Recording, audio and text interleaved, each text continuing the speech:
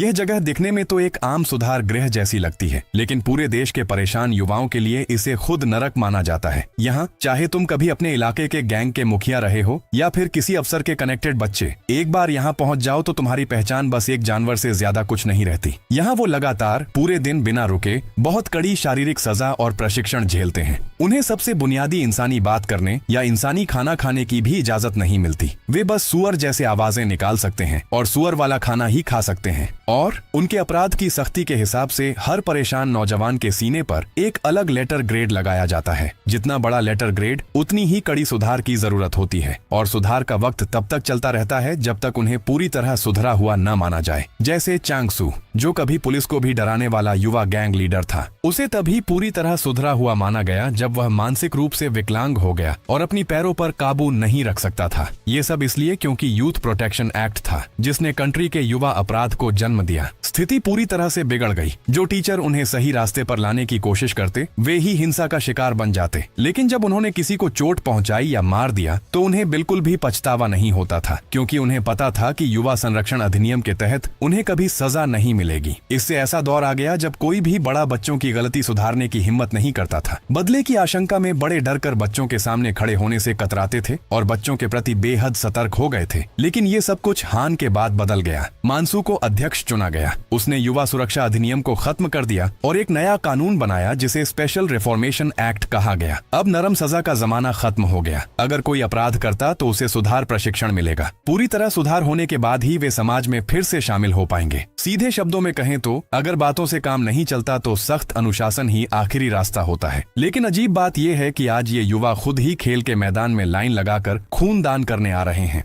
वो सोचते हैं कि लोग सोचेंगे कि वे बेहतर हो गए हैं, लेकिन असल में उनका मकसद सिर्फ ब्लड डोनेशन सर्टिफिकेट पाना है, क्योंकि एक सर्टिफिकेट को ली मनसू के यहाँ 5,000 रुपए में बदला जा सकता है। और सर्टिफिकेट मिलने के बाद सबसे पहले वे सीधे ली मनसू के पास पैसे के लिए जाते हैं। ये वही धंधा है जो हमारा नायक ली मनसू अभी चला रहा है। 5,000 के गिफ्ट कार्ड और एक ब्लड डोनेशन सर्टिफिकेट को 10,000 में खरीदना। हालांकि उसका मकसद सिर्फ उन सर्टिफिकेट्स के लिए है। चूंकि हर एक की छुपी हुई कीमत लगभग 12,000 है, वो बीच वाले का काम करके मुनाफा कमाता है कीमत के फर्क से। उसे अच्छी तरह पता है कि ये गैर कानूनी काम है, फिर भी उसे बिल्कुल डर नहीं लगता, क्योंकि उसके जैसे नाबालिग के लिए सबसे बुरा हाल सिर्फ एक चेतावनी पत्र मिलना होता है। असली खतरा है बाकी बदमाश युवाओं से बचना। और तभी मस्ती से पैसे गिन रहा ली मनसू को अचानक चेहरे पर जोरदार लात लगती है। वो और उसका कार्डबोर्ड बॉक्स कई मीटर दूर तक उड़ जाते हैं। कई शरारती लड़के ली मनसू के पास आते हैं और कहते हैं कि लगता है उसने हाल ही में काफी पैसा कमाया है। ली मनसू उन शरारती लड़कों को देखता है और बोलता है, धत्त तेरी की। उसका सबसे बड़ा डर सच हो गया। ये लड़के जो उसके चारों ओर खड़े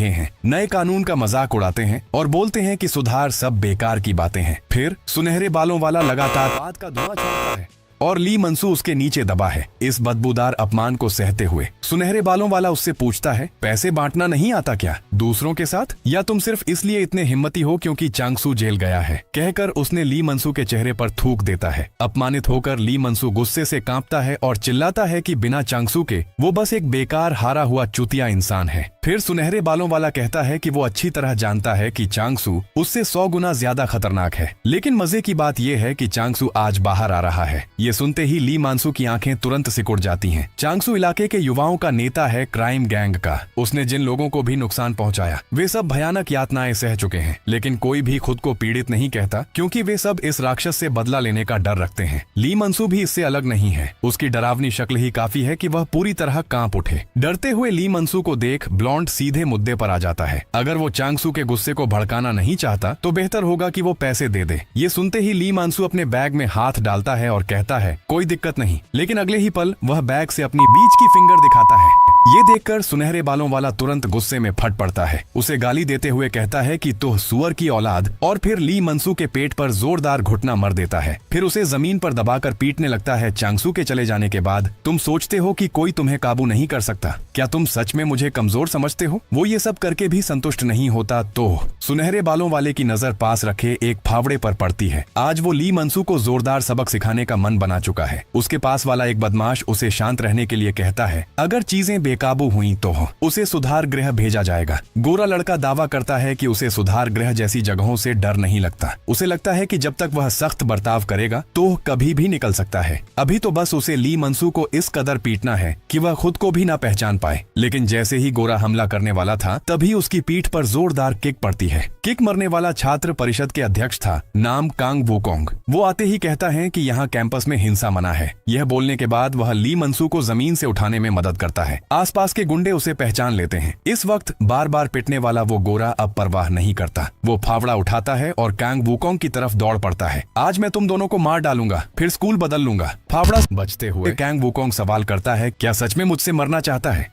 फिर एक हाथ से गोरे के कंधे को पकड़ता है और उसे जोर से जमीन पर पटक देता है। क्या तुम्हें लगता है कि तुम हत्या के नतीजे झेल पाओगे? खुद को हारा हुआ देखकर गोरा तुरंत बाकी लोगों को हमला करने के लिए बुलाता है और फिर उसके 3 नौकर कांग वुकोंग पर झपट पड़ते हैं। लेकिन नौकर तो नौकर होते हैं। कांग वुकोंग एक एक पंच मारकर उन्हें गिरा देता है। नारंगी कपड़ों वाला मोटा आदमी उसे घात लगाकर मारने की कोशिश करता है, लेकिन कांग वुकोंग झुककर बच निकलता है। फिर दोनों हाथों से उसकी मारने वाली बाजू पकड़ लेता है। विरोधी की ताकत का इस्तेमाल करते हुए वह उसे कंधे के ऊपर से फेंक देता है, जिससे वो जोर से जमीन पर गिर जाता है। ज्यादा उत्साहित होकर कांग वुकोंग बिना रुके आखिरी पर भी टूट पड़ता है। ये देखकर वो अपराधी डर जाता है और माफी मांगने लगता है। पास मत आओ, मैं तो बस दिखावा कर रहा था। लेकिन अफसोस, उसे मार से बचना नहीं है। ली मानसू अपना बैग उठाता है और कांग वुकोंग से पूछता है, क्या उसने नहीं कहा था कि कैंपस में हिंसा मना है? ली मंसू के सवाल पर वो मुड़कर देखता है, फिर मुस्कुराता है और कहता है कि उसे उसका नाम लेकर बुलाना चाहिए। ऐसे मौके पर ली मंसू सिर झुकाकर आगे बढ़ता है और कहता है कि अब वो उसका भाई नहीं रहा। दखल देना बंद करो, मेरे साथ रहना सिर्फ तुम्हें मुश्किल में डालेगा। कांग वुकोंग कहता है कि उसे मुश्किल नहीं लगती, बल्कि वो उसका भाई है। चाहे ली मंसू कुछ भी सोचे, वे हमेशा भाई रहेंगे। ली मंसू एक पल के लिए रुकता है, फिर कहता है, बस वो घड़ी फेंक दो। अगर तुम एक अमीर परिवार में गोद लिए गए हो तो उसे बदलना चाहिए। मुझे भी शर्मिंदगी महसूस होती है। कांग वुकोंग सिर खुजाता है और कहता है कि उसे परवाह नहीं। इसके अलावा उसके हाथ पर वाली घड़ी को बदलने की ज्यादा जरूरत है। घर जाते हुए ली मंसू कांग वुकोंग के कार्यों के बारे में सोचता रहता है। अगर आज की घटना से कांग वुकोंग का यूनिवर्सिटी में दाखिला रुक गया तो बुरा होगा। कांग वुकोंग छात्र परिषद अध्यक्ष भी है और मेडिकल स्कूल में गारंटीड एडमिशन वाला छात्र है। उसका असली नाम ली ह्योन सू है। वो ली मंसू का सगा बड़ा भाई है। सालों पहले उसे एक अमीर परिवार ने गोद ले लिया था, जबकि ली मंसू अनाथालय में रह गया। इसलिए वो सोचता है कि उसका भाई अब उसके साथ नहीं जुड़े। उसे अपना रास्ता खुद चुनना चाहिए और मैं खुद बचूंगा इस दुनिया से। और इस खाली पड़े डोनेशन बॉक्स के अंदर उसकी बचने की राह है। यहाँ उसने अपने इस पूरे लाइफ में जो भी पैसे जमा किए हैं वो यहाँ रखे हैं, 3.4 लाख। उसे अभी 6.6 लाख और चाहिए अपने 10 लाख के लक्ष्य तक पहुँचने के लिए। इसलिए वो सोच रहा है कि दूसरे स्कूलों में जाकर ब्लड डोनेशन सर्टिफिकेट ले, क्योंकि उसके स्कूल का अगला ब्लड ड्राइव अभी 3 महीने बाद है। और क्यों वो पैसे कमाने के लिए इतना पक्का है? ये बात उस वक्त से जुड़ी है जब वो अनाथालय छोड़कर आया था। 2 साल पहले की बात है। उस वक्त सरकार ने उसे 50 लाख की मदद तो दी थी, लेकिन उस पैसे से वो एक बाथरूम भी नहीं बना पाया था और एक नाबालिग अनाथ होने की वजह से उसे काम पर रखना भी मुश्किल था। इसलिए भले ही उसे पता था कि ये गैर कानूनी है, ये ही जल्दी पैसे कमाने का तरीका था। जैसे ही ली मंसू पैसे रख रहा था, उसे कोई आवाज सुनाई दी। पीछे से वो गोरा लड़का अचानक आ गया। उसने ली मंसू का कंधा को पकड़ते हुए कहा, तुम्हें एक मजेदार बात बताऊं? अपराध से कमाई गई संपत्ति सरकार जब्त कर लेती है। यह कहकर वह ली मंसू के कान में जोर से हंसने लगता है। ली मंसू जानना चाहता है कि वह क्या चाहता है और सुनहरे बालों वाला कहता है कि उसने कहा था कि जब भी वह उसे देखेगा तो उसका पेशाब निकल जाएगा। इस बीच उस शोर शराबे वाली क्लासरूम में जहाँ कांग वुकोंग है, वहाँ शिक्षक अचानक आते हैं और सबको चुप रहने को कहते हैं। उन्हें एक घोषणा करनी है। चांगसू, जो सुधार गृह गया था, वापस आ गया है। उन्हें लगता है कि चांगसू ने सच में अपनी गलती पर पछतावा किया है। उसका व्यवहार देखकर वह स्टूडेंट्स से कहता है कि वे उसकी मदद करें ताकि वह फिर से कैंपस लाइफ में एडजस्ट हो सके।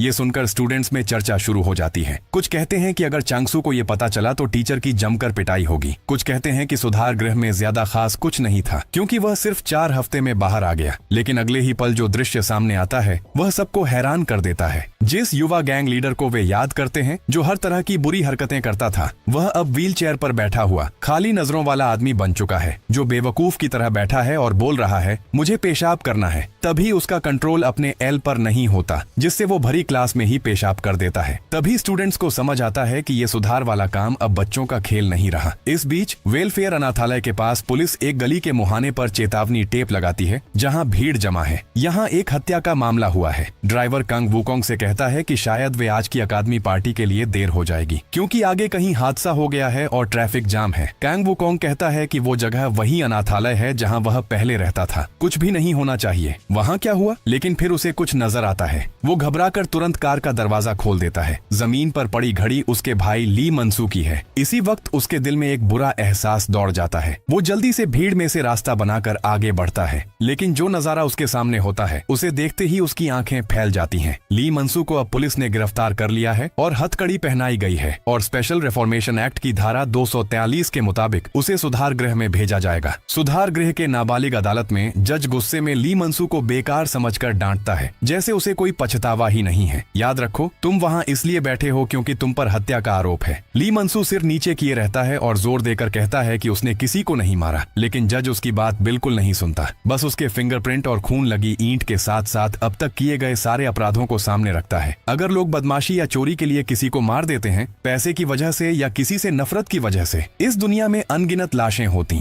वो अपराध इसलिए करता है क्योंकि उसे बड़ों पर भरोसा नहीं होता। उसे बड़ों से मदद मांगना सीखना चाहिए। इसलिए सुधार अधिनियम की धारा 28 के तहत एक सुधारात्मक हिरासत आदेश जारी किया जाता है। उसे सुधार गृह भेजा जाएगा। इस बस में अपराधी युवा बैठे हैं और बस के प्रशिक्षक बड़ी मुस्कान के साथ उन्हें चुप रहने को कहते हैं। वे अपने मंजिल के करीब हैं। बस जल्द ही अपनी मंजिल पर पहुंचती है। ये नौजवानों को अभी कोई संकट का एहसास ही नहीं है। बस ये शिकायत करते रहते हैं कि इस जर्जर माहौल में कैसे सोएंगे। लेकिन जैसे जैसे बस अंदर जाती है, उन्हें कुछ लड़कियों का ग्रुप दिखता है जिनके कातिलाना अंदाज हैं। उनके दिल झट से धड़कने लगते हैं, यहाँ तक कि वे लड़कियों में से चुनने की होड़ में लग जाते हैं। इंस्ट्रक्टर उन्हें जल्दी से समझाता है कि शांति बनाए रखें। ये लड़कियों का युवा सुधार केंद्र है। हमारी बिल्डिंग दूसरी तरफ है। इस वक्त ली मनसू खामोशी से खिड़की से टिका हुआ है और अभी भी जज की बातों को याद कर रहा है। बड़ों पर भरोसा करना, लेकिन भले ही वो सच बोल रहा हो, कोई उसकी बात नहीं मानता। वो बड़ों पर कैसे भरोसा करे? जल्द ही बस उस लड़के के युवा सुधार केंद्र पर पहुंचती है। शुरुआत में ये बदमाश नौजवान यहाँ के इंस्ट्रक्टरों के सामने काफी घमंडी होते हैं, लेकिन अगली सीन में उनकी बोलती ही बंद हो जाती है। एक ग्रुप टैटू और मसल वाले नौजवान को दर्द से रोते हुए दौड़ देखते हैं और दौड़ते हुए वे तरह तरह के जानवरों की आवाजें निकाल रहे होते हैं। ये देखकर नए आए बेखबर बदमाश हक्का बक्का रह जाते हैं। इसी वक्त एक प्रशिक्षक को कुछ दिखा। वो तुरंत जोर से चिल्लाया, सभी सदस्य व्यायाम बंद करो। फिर वो अपराधी युवक जिनके सीने पर लाल अक्षर के ग्रेड लगे थे, बिल्कुल ठीक लाइन में खड़े हो गए, एक भी हलचल के बिना। फिर प्रशिक्षक ने जोर से कहा, डायरेक्टर को सम्मान दिखाओ, सभी सलामी दो। फिर ये सब एक साथ अपने हाथ सलामी में उठाते हैं। डायरेक्टर बिना कोई भाव दिखाए बोलता है, टीम के सदस्य लाइन बनाकर खड़े हो जाओ। ये सुनते ही ली मनसू और बाकी लोग सोचने लगे कि क्या उन्हें भी ये करना होगा। तभी डायरेक्टर ने एक शरारती मुस्कान के साथ कहा, कुत्ते की स्थिति में आओ। जैसे ही उसने ये कहा, नए आए हुए अपराधी जवान जोर जोर से हंसने लगे। ये दिखने में आसान कमांड सुनते ही बाकी अपराधी जवान एक साथ अपना सिर जमीन पर पटकने लगे। इस जानवरों जैसी हरकत को देखकर कुछ नए लोग आपस में कहने लगे, क्या उसे युवाओं के अधिकारों के कानून का पता नहीं है? इस वक्त डायरेक्टर उनकी तरफ इशारा करता है और कहता है, लगता है कुछ कीड़े अभी भी नकारा हैं। फिर वो चिल्लाता है, सुअर के बच्चे। फिर उन अपराधी नौजवानों की तरफ से जो सिर झुका के खड़े हैं, सुअर की चीखें लगातार उठने लगती हैं। 10 मिनट में मैं इन कीड़ों को मवेशी बना दूंगा। जैसे ही वो बोलना खत्म करता है, एक नया आया हुआ अपराधी नौजवान गुस्से में जवाब देने की कोशिश करता है। अगले ही पल एक मुक्का उसके चेहरे पर पड़ता है। ली मनसू और बाकी नए लोग इस नजारे को देखकर आंखें बड़ी कर लेते हैं। युवक सुअरों की तरह आवाजें निकालते हैं, जैसे भूखे भेड़िए धीरे धीरे उनके पास आ रहे हों, मानो वे अपनी लंबी जमा हुई नाराजगी इन नए लोगों पर निकालना चाहते हों। जल्द ही उनमें से ज्यादातर को निपटा दिया जाता है। निर्देशक कहता है कि उसे अब उनका ये रूप पसंद है, तो अब से तुम सुअर नहीं रहे, तुम्हें सुअरों से नौकरों में प्रमोट किया जाता है। तुम अब सामान्य इंसानों की तरह बात कर सकते हो। तभी ये अपराधी युवक पहली बार कुछ इंसानी शब्द बोलते हैं, जवाब देते हैं, समझ गया। ली मनसू चालाकी से जमीन पर लेटकर मरने की एक्टिंग कर रहा था। बाकी लोग या तो उन भूखे भेड़ियों से भाग रहे हैं या आसपास के इंस्ट्रक्टर्स के पास मदद मांगने दौड़ रहे हैं। इंस्ट्रक्टर्स की लगातार मुस्कुराहट से मत धोखा खाना। ये लोग इन सामाजिक कचरों और परजीवियों से हड्डियों तक नफरत करते हैं, इसलिए हिंसा उनके लिए एकमात्र रास्ता बन जाती है। मारने के मकसद से नहीं, बल्कि सीख देने के लिए की जाने वाली हिंसा। ली मनसू ये सब देखता है। आखिरकार कोई भी हत्यारा बनना नहीं चाहता, वह भी नहीं। लेकिन इस वक्त अचानक ही डायरेक्टर उसके सामने आ जाता है। बहुत जोरदार है ना? जवान आदमी, अभी अभी आए हो और दिमाग घूम रहा होगा, फिर भी यहाँ होशियारी दिखा रहे हो। जैसे ही ली मनसू माफी मांगने वाला होता है, उसके चेहरे पर एक पैर पड़ता है। माफी मांगने की जरूरत नहीं, मुझे चालाक शातिर चूहे पसंद हैं। अब से तुम मेरे लिए एक चूहा हो जो मुझे एंटरटेन करे। और वह ली मनसू से कहता है कि अब से सिर्फ चूहे जैसी आवाज निकालना। मजबूरन ली मनसू मान जाता है। इसी वक्त दो इंस्ट्रक्टर रिपोर्ट करते हैं कि सभी को अलग अलग कर दिया गया है। तो ये नए आए हुए अपराधी नौजवानों के कपड़े उतार दिए जाते हैं और सबको एक साथ घुटने टेकने को कहा जाता है और उसके बाद उनका मूल्यांकन शुरू होता है। दूसरी तरफ कांग वुकोंग चांगसू के घर पहुंचता है। वो काफी देर तक दरवाजा खटखटाता है, लेकिन कोई जवाब नहीं मिलता। वो कैंची निकालता है और ताला खोलने की कोशिश करता है। जल्द ही वह आसानी से दरवाजा खोल लेता है। उसने बचपन से ही ताला खोलने की कला सीख रखी है। जब वो छोटा था तब वह और उसका भाई ली मानसू अक्सर खाली घरों में घुस जाया करते थे। ली मानसू हॉलवे में पहरेदारी करता था, जबकि वह अंदर से कोई भी कीमती सामान चुरा लेता था। सिर्फ 5 मिनट में वे पूरे घर की कीमती चीजें चुरा लेते थे। उन्होंने कई सालों तक ये चोरी की आदत दोहराई, जब तक पुलिस ने उन्हें पकड़कर अनाथालय नहीं भेज दिया। तभी जाकर ये जिंदगी रुक गई। उसके बाद से कांग वुकोंग ने कभी सोचा भी नहीं था कि वो फिर से ऐसा करेगा। लेकिन आज उसका मकसद चोरी नहीं बल्कि अपने भाई का पता लगाना है। और चांगसू जो लेटा हुआ था, हाथ बांधे बिस्तर पर पड़ा हुआ, ये वही आदमी है जिसे पता है सुधार गृह कहाँ है। चांगसू बिस्तर पर लेटा रो रहा है, कह रहा है कि फिर से पैंटी गंदा कर दिया। सामने इस मानसिक रूप से कमजोर लड़के को देखकर कांग वुकोंग खुद से सोचता है कि ऐसा सुधार गृह क्या होता होगा जो इसे ऐसे बना देता है। वो कहते हैं, तुम ऊपर से गिर पड़े थे और सिर पर चोट लगी थी, लेकिन तुम्हें कोई चोट या हड्डी टूटने की बात नहीं है। मुझे डर है कि तुम्हारी हालत का कोई और ही कारण होगा, है ना? लेकिन अब चांगसू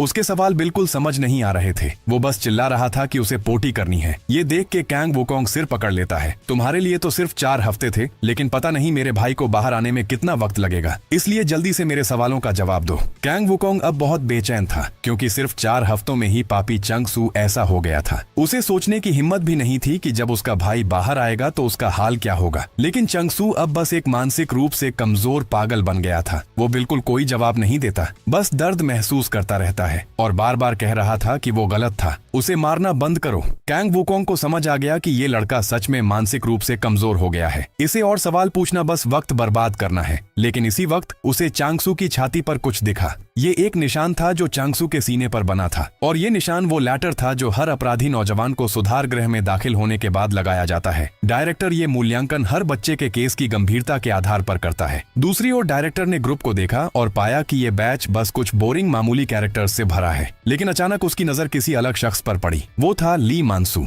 वो खुशी से खड़ा हो गया और चिल्लाया, मुझे पता था मेरी आंखें मुझे धोखा नहीं देंगी। बधाई हो, तुम दिखने से ज्यादती वाले हो। मैंने सोचा नहीं था कि इस बैच का सबसे बड़ा ए तुम ही हो। तुम्हारे ट्रेनिंग पीरियड में तुम्हें खासा मजा आने वाला है। इस वक्त ये सुनकर ली मानसू को सिर्फ एक गहरा एहसास होता है, संकट बढ़ता जा रहा है। चारों तरफ पूछताछ करने के बाद Kang Wukong Yongji girls middle school के गेट पर पहुंचता है। इसी वक्त स्कूल से निकलती हुई लड़कियों का एक समूह खुशी खुशी बाहर आ रहा होता है। उनमें से एक लड़की कुछ कमाल का देख लेती है। वो जल्दी से अपनी दोस्त को रोकती है, जो अभी भी खाना खा रही होती है, और शर्माते हुए कहती है कि उस तरफ देखो। उसी वक्त कांग वुकोंग एक साइकिल पर बैठा हुआ किताब पढ़ रहा होता है। उसकी बेहद हैंडसम शक्ल देखकर दोनों लड़कियां तुरंत क्यूट लगने लगती हैं। उससे बात करने का तरीका अपनाया। मास्क पहनी लड़की ने इशारों में पूछा, क्या वो ट्रेनिंग में है? कांग वुकोंग ने अपने ईयरफोन उतारे और कहा, सॉरी, वो नहीं है। उसने पूछा, क्या वो कुछ पूछ सकता है? लेकिन उसकी अनजाने में आई मुस्कान ने लड़कियों के दिल तुरंत छू लिए। उन्होंने कहा कि वे न सिर्फ उसके सवालों के जवाब दे सकती हैं, बल्कि अपना घर का पता भी दे सकती हैं।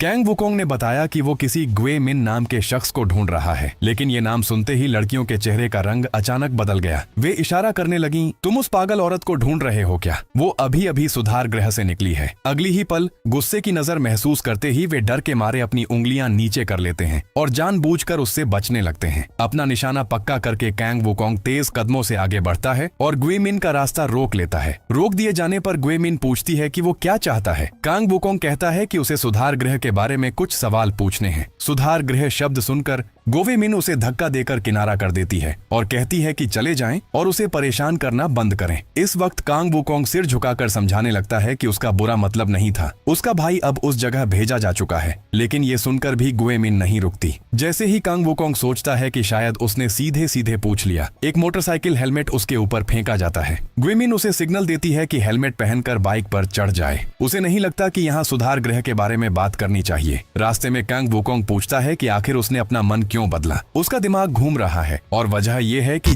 गुए मिन का भाई भी वहीं अभी है। सुधार गृह के बारे में वो बस 2 शब्दों में बताती है, नरक। इस वक्त जो नए नाबालिग अपराधी सुधार गृह भेजे गए हैं वो 3 घंटे की कड़ी ट्रेनिंग से गुजर चुके हैं। उनकी हालत ऐसी है कि मांसपेशियां थमने का नाम ही नहीं ले रही हैं। बस यही उम्मीद है कि ये सजा जल्दी खत्म हो जाए। लेकिन अगली ही पल इंस्ट्रक्टर के आदेश पर ली मनसू चूहे की तरह चीखने लगता है। बाकी सब सुअर की आवाजें निकालते हैं, लेकिन इंस्ट्रक्टर चिल्लाते हैं कि उनकी आवाजें गलत हैं। जब एक चिल्लाना हो तो सुअर की आवाज होनी चाहिए, जब 2 चिल्लाना हो तो भेड़िए की आवाज होनी चाहिए। तो इंस्ट्रक्टर के 1-2 के आदेश पर अपराधी नौजवान घुटनों के बल बैठकर सुअर और भेड़िए की आवाजें निकालने लगते हैं। ली मनसू की हालत थोड़ी आसान है, उसे बस लगातार चूहे की आवाज निकालनी है। ऊपर मंच पर खड़े डायरेक्टर को ये उठते गिरते जानवरों की आवाजें खूब भा रही हैं। वह सोचता है, पशुओं की आवाजें हमेशा इतनी प्यारी लगती हैं। इसी वक्त एक अपराधी जवान थकान से गिर पड़ता है। उसका स्वागत होता है ट्रेनर की मुट्ठियों और लातों से, साथ ही चिल्लाता है, सब लोग फिर से शुरू करो।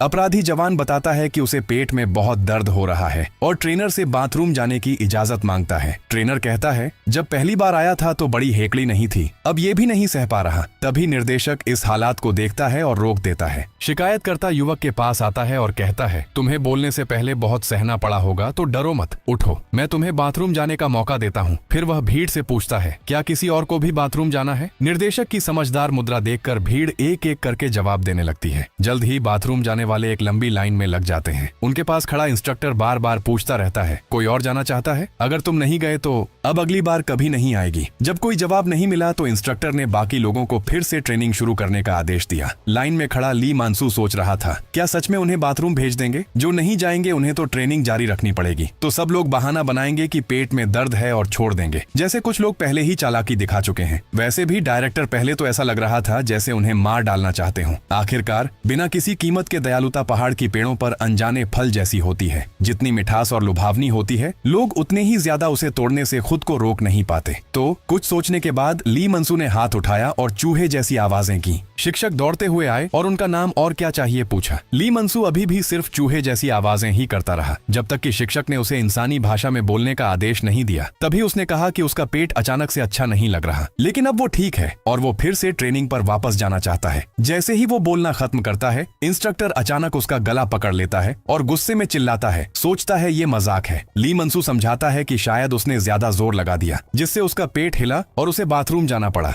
लेकिन अब वो ठीक है। पीछे हट कमीने, मैं तेरा हाल देख रहा हूँ। ली मनसू जो बाथरूम की लाइन से निकलता है, दूसरे क्रिमिनल नौजवानों द्वारा ताना मारा जाता है, लेकिन ली मनसू को अच्छी तरह पता है कि यहाँ के लोग उन्हें ऐसे ही देखते हैं। बाथरूम का इस्तेमाल इंसानों जैसा करना, इसका पशुपालन से कोई लेना देना नहीं है। जल्द ही बाथरूम इस्तेमाल करना चाहने वाले अपराधी नौजवानों को एक साथ जमा किया जाता है। डायरेक्टर धीरे से हाथ बढ़ाते हुए कहता है, चाहे इंसान हो या जानवर, सबको बाथरूम जाना जरूरी है। रोकोगे तो दिक्कत होगी। तुम्हारे पास 30 मिनट आराम करने का समय है। ये सुनते ही बाथरूम लाइन में खड़े वो अपराधी नौजवान जीत की मुस्कान दिखाते हैं। लेकिन इसी वक्त डायरेक्टर अचानक उनकी तरफ इशारा करते हुए कहता है, किस बात की मुस्कान है? मैं तुम्हारी बात नहीं कर रहा था, लेकिन जो लोग नहीं गए वे अब आराम कर सकते हैं। तुम्हारी बात करें तो अब तुम्हारी ह्यूमन सेंटीपीड ट्रेनिंग शुरू होती है। इस वक्त ली मानसू बहुत खुश है कि उसने कुछ गड़बड़ महसूस की और छोड़ दिया। सेंटीपीड जमीन पर रेंगने वाले जीव होते हैं, जिनके पास आमतौर पर 15 जोड़े पैर होते हैं और ज्यादा से ज्यादा 177 जोड़े भी हो सकते हैं। ये इंसानों और जानवरों से नीचे की श्रेणी के जीव हैं और ये अपराधी नौजवान अपने दोनों हाथों और सिर से लेकर नितंब तक खुद को सहारा देंगे। अगर कोई गिरा, प्रक्रिया के दौरान टाइमिंग फिर से शुरू हो जाती है। ये डायरेक्टर का पूरी तरह से ऑटोमेटिक डाइजेस्टिव टॉयलेट है, जो खास उनके लिए बनाया गया है। प्रक्रिया के दौरान उन्हें इंस्ट्रक्टरों की लगातार पिटाई भी सहनी पड़ती है। तुम कीड़े चाहते थे ना, अब कोई क्यों नहीं। जल्द ही 30 मिनट बीत जाते हैं। इंस्ट्रक्टर उनके शरीर को ठंडे पानी से धोते हैं ताकि बदबू हवा में फैलने न पाए। जो अपराधी नौजवान 3 घंटे पहले जंगली जानवरों जैसे थे, अब वे मवेशी बन चुके हैं जो काटे जाने के लिए तैयार हैं। जैसे ही छुट्टी की घंटी बजती है, स्पीकर बोल रहे हैं, आज का ट्रेनिंग सेशन आखिरकार खत्म होता है और अब आगे है खाने का टाइम और हॉस्टल में रूम असाइनमेंट। ली मनसू ट्रे में पड़े खाने को देखता है जो बिल्कुल सुअर के चारे जैसा दिखता है। उसे सोच में पड़ जाता है कि क्या ये सच में इंसान खा सकते हैं। न सीटें, न कोई बर्तन, भीड़ ऐसे खा रही है जैसे जानवर। खाने से पहले एक इंस्ट्रक्टर उन्हें कृतज्ञता गीत गाने को कहता है। जैसे ही ली मनसू सोचता है कि ये कृतज्ञता गीत क्या होता है, इंस्ट्रक्टर के आदेश पर सारे इंस्ट्रक्टर्स बड़े मुस्कुराते हुए एक साथ गाने लगते हैं। हम इंसान नहीं हैं, हम तो सुअर और कुत्ते हैं, जो भी दिया जाता है वही खाते हैं। ये आभार गाना फ्रेम करके कैफेटेरिया के बीचों बीच टंगा हुआ है। ली मनसू को समझ आता है कि ये लोग उन्हें सिर्फ बोलचाल में ही नहीं बल्कि सच में पालतू जानवर समझते हैं। वह हाथ से खाना पकड़ता है और मुंह में डालता है, चाहे उसकी पहचान पालतू जानवर की हो या किसी और जानवर की। अब जो कुछ करना है वो बस सहना है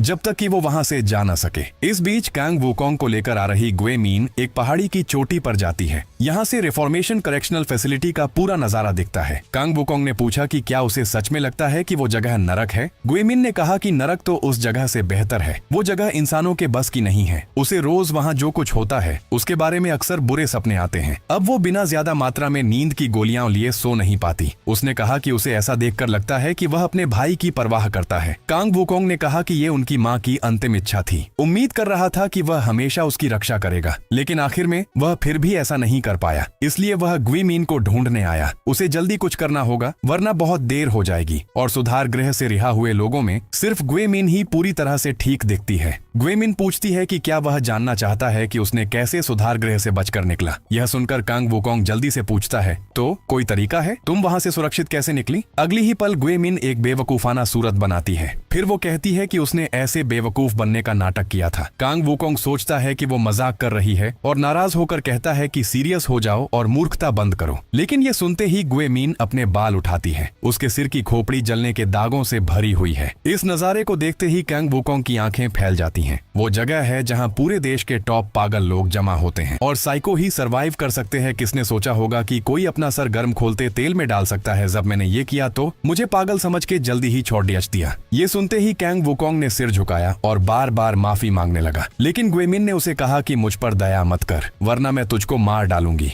फिर उसने कहा, तुमने पूछा था कि ये मार्किंग का मतलब क्या है ना? जब वे सब लड़कों और लड़कियों के प्रशिक्षण मैदान पर पहुंचते हैं तो नाबालिग अपराधियों के अपराधों के आधार पर उनकी रैंक तय किया जाएगा। उसके बाद क्राइम के आउट इन ग्रेड के हिसाब से होगा। उदाहरण के लिए रैंक ई के कमरे साधारण हिंसा से जुड़े अपराधों के लिए होंगे। रैंक डी के कमरे ड्रग्स से संबंधित मामलों के लिए। ग्रेड सी वाले कमरे में चोरी और धोखाधड़ी के केस होते हैं। रेफरेंस के लिए जिस ग्रेड बी वाले कमरे में वो थी वो हमला करने के केस के लिए था। और जैसा तुमने बताया तुम्हारे भाई ली मानसू जरूर ग्रेड ए वाले कमरे में होगा, क्योंकि इसी ग्रेड के कमरे में सबसे खतरनाक अपराधी होते हैं जो भी नौजवान हत्या के आरोप में हैं। जैसे ही ली मानसू कमरे में कदम रखता है वो उनके खतरनाक नजरिए को समझ लेता तो वो पीछे नहीं हट सकता। इसी वक्त एक अपराधी अचानक बोलता है, साले क्या तुम्हें खुद का परिचय देना नहीं आता? वह अपनी मुट्ठी रगड़ता है और जोर से पूछता है कहाँ से आया है और यहाँ क्यों है। ली मानसू बताता है कि वह वेलफेयर अनाथालय से है और जंगल हाई स्कूल में पढ़ता है। जैसे ही वह बोलना खत्म करता है ये पुराने लोग सब हंसने लगते हैं और ताना मारते हैं। एक और बच्चा उस एलीट ट्रैक अनाथालय से आया है। एक बुजुर्ग तो कहता है कि उसे जंगल हाई स्कूल का कोई जानता है। उसे याद आता है कि वहाँ तीसरे साल का एक छात्र है जिसका नाम चंगसू है। अचानक जोर से चिल्लाकर चुप रहने को कहा जाता है। एक लंबे बालों वाला दिग्गज ली मनसू से पूछता है कि तुम यहाँ क्यों आए हो? अगर तुम्हें इस कमरे में रखा गया है तो तुम्हें जरूर काफी मुसीबत खड़ी करनी पड़ी होगी। अभी की हालत देखकर ये लंबे बालों वाला बंदा इस कमरे का बॉस लग रहा है। तो ली मनसू बिना हिचकिचाए कहता है, किसी की हत्या की वजह से। जैसे ही वह ये बात कहता है लंबे बालों वाले दिग्गज को छोड़कर बाकी सबकी आंखें चौड़ी हो जाती हैं। ठंडा पसीना उनकी कलाई पर दिखने लगता है। चेहरे देखकर बोले, ये झूठ नहीं हो सकता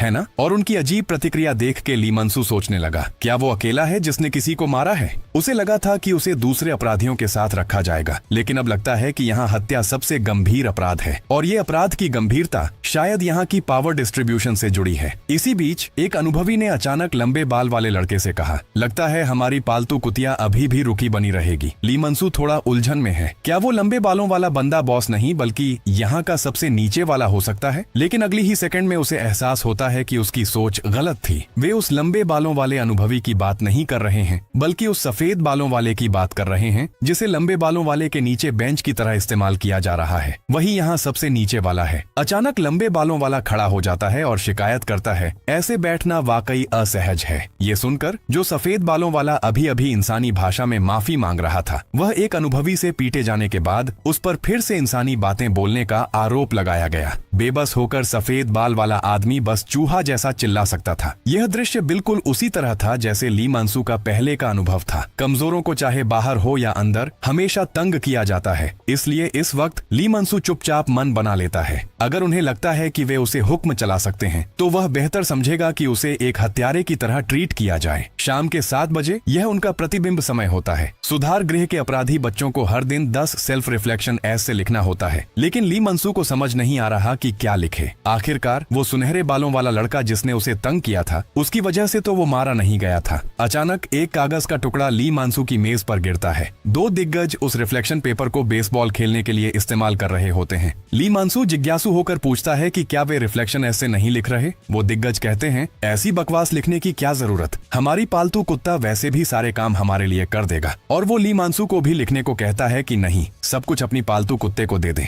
लेकिन इसी वक्त सफेद बालों वाला लड़का अपने दोनों अंडों को पकड़ता है और 2 बार भौंकने जैसी आवाजें करता है। तभी जाकर वह इंसानी भाषा बोलने की मंजूरी देते हैं। वो इंसानी भाषा में बोलता है कि उसे बाथरूम जाना है। दोनों इसकी आग्रह को मान लेते हैं, लेकिन जैसे ही सफेद बालों वाला मूतने वाला होता है, एक लड़का उसे पीछे से लात मारता है। वह कहता है कि अब यह लड़का बस एक कुत्ता है, इंसान नहीं, इसलिए उसे कुत्ते की तरह ही पेशाब करनी चाहिए। दोनों की निगरानी में मजबूरी में सफेद बालों वाले के पास मानने के अलावा कोई चारा नहीं था। शाम के 8 बजे नहाने का समय होता है। हर किसी के पास सिर्फ साबुन और पानी से नहाने के लिए 3 मिनट होते हैं। और जो चीज ली मंसू को सबसे ज्यादा बर्दाश्त नहीं होती वो ये है कि एक छोटा सा साबुन 50 लोगों में बांटा जाता है। रात के 9 बजे इंस्ट्रक्टर का निरीक्षण और हाजिरी लेने का वक्त होता है। इंस्ट्रक्टर बारी बारी से 1 से 5 तक गिनती लगाते हैं, लेकिन जब सफेद बालों वाले की बारी आती है तो वो भौंकने जैसा शोर करता है। बिना सोचे समझे ये साफ था कि इन दिग्गजों से खतरा है। अगर वो नहीं माना तो जांच खत्म होते ही पिटाई होगी, और अगर माना भी तो प्रशिक्षकों से पिटाई होगी। चाहे सफेद बालों वाला जो भी चुने, पिटाई तो उसे ही झेलनी पड़ेगी। लेकिन सफेद बालों वाला समझ सकता है,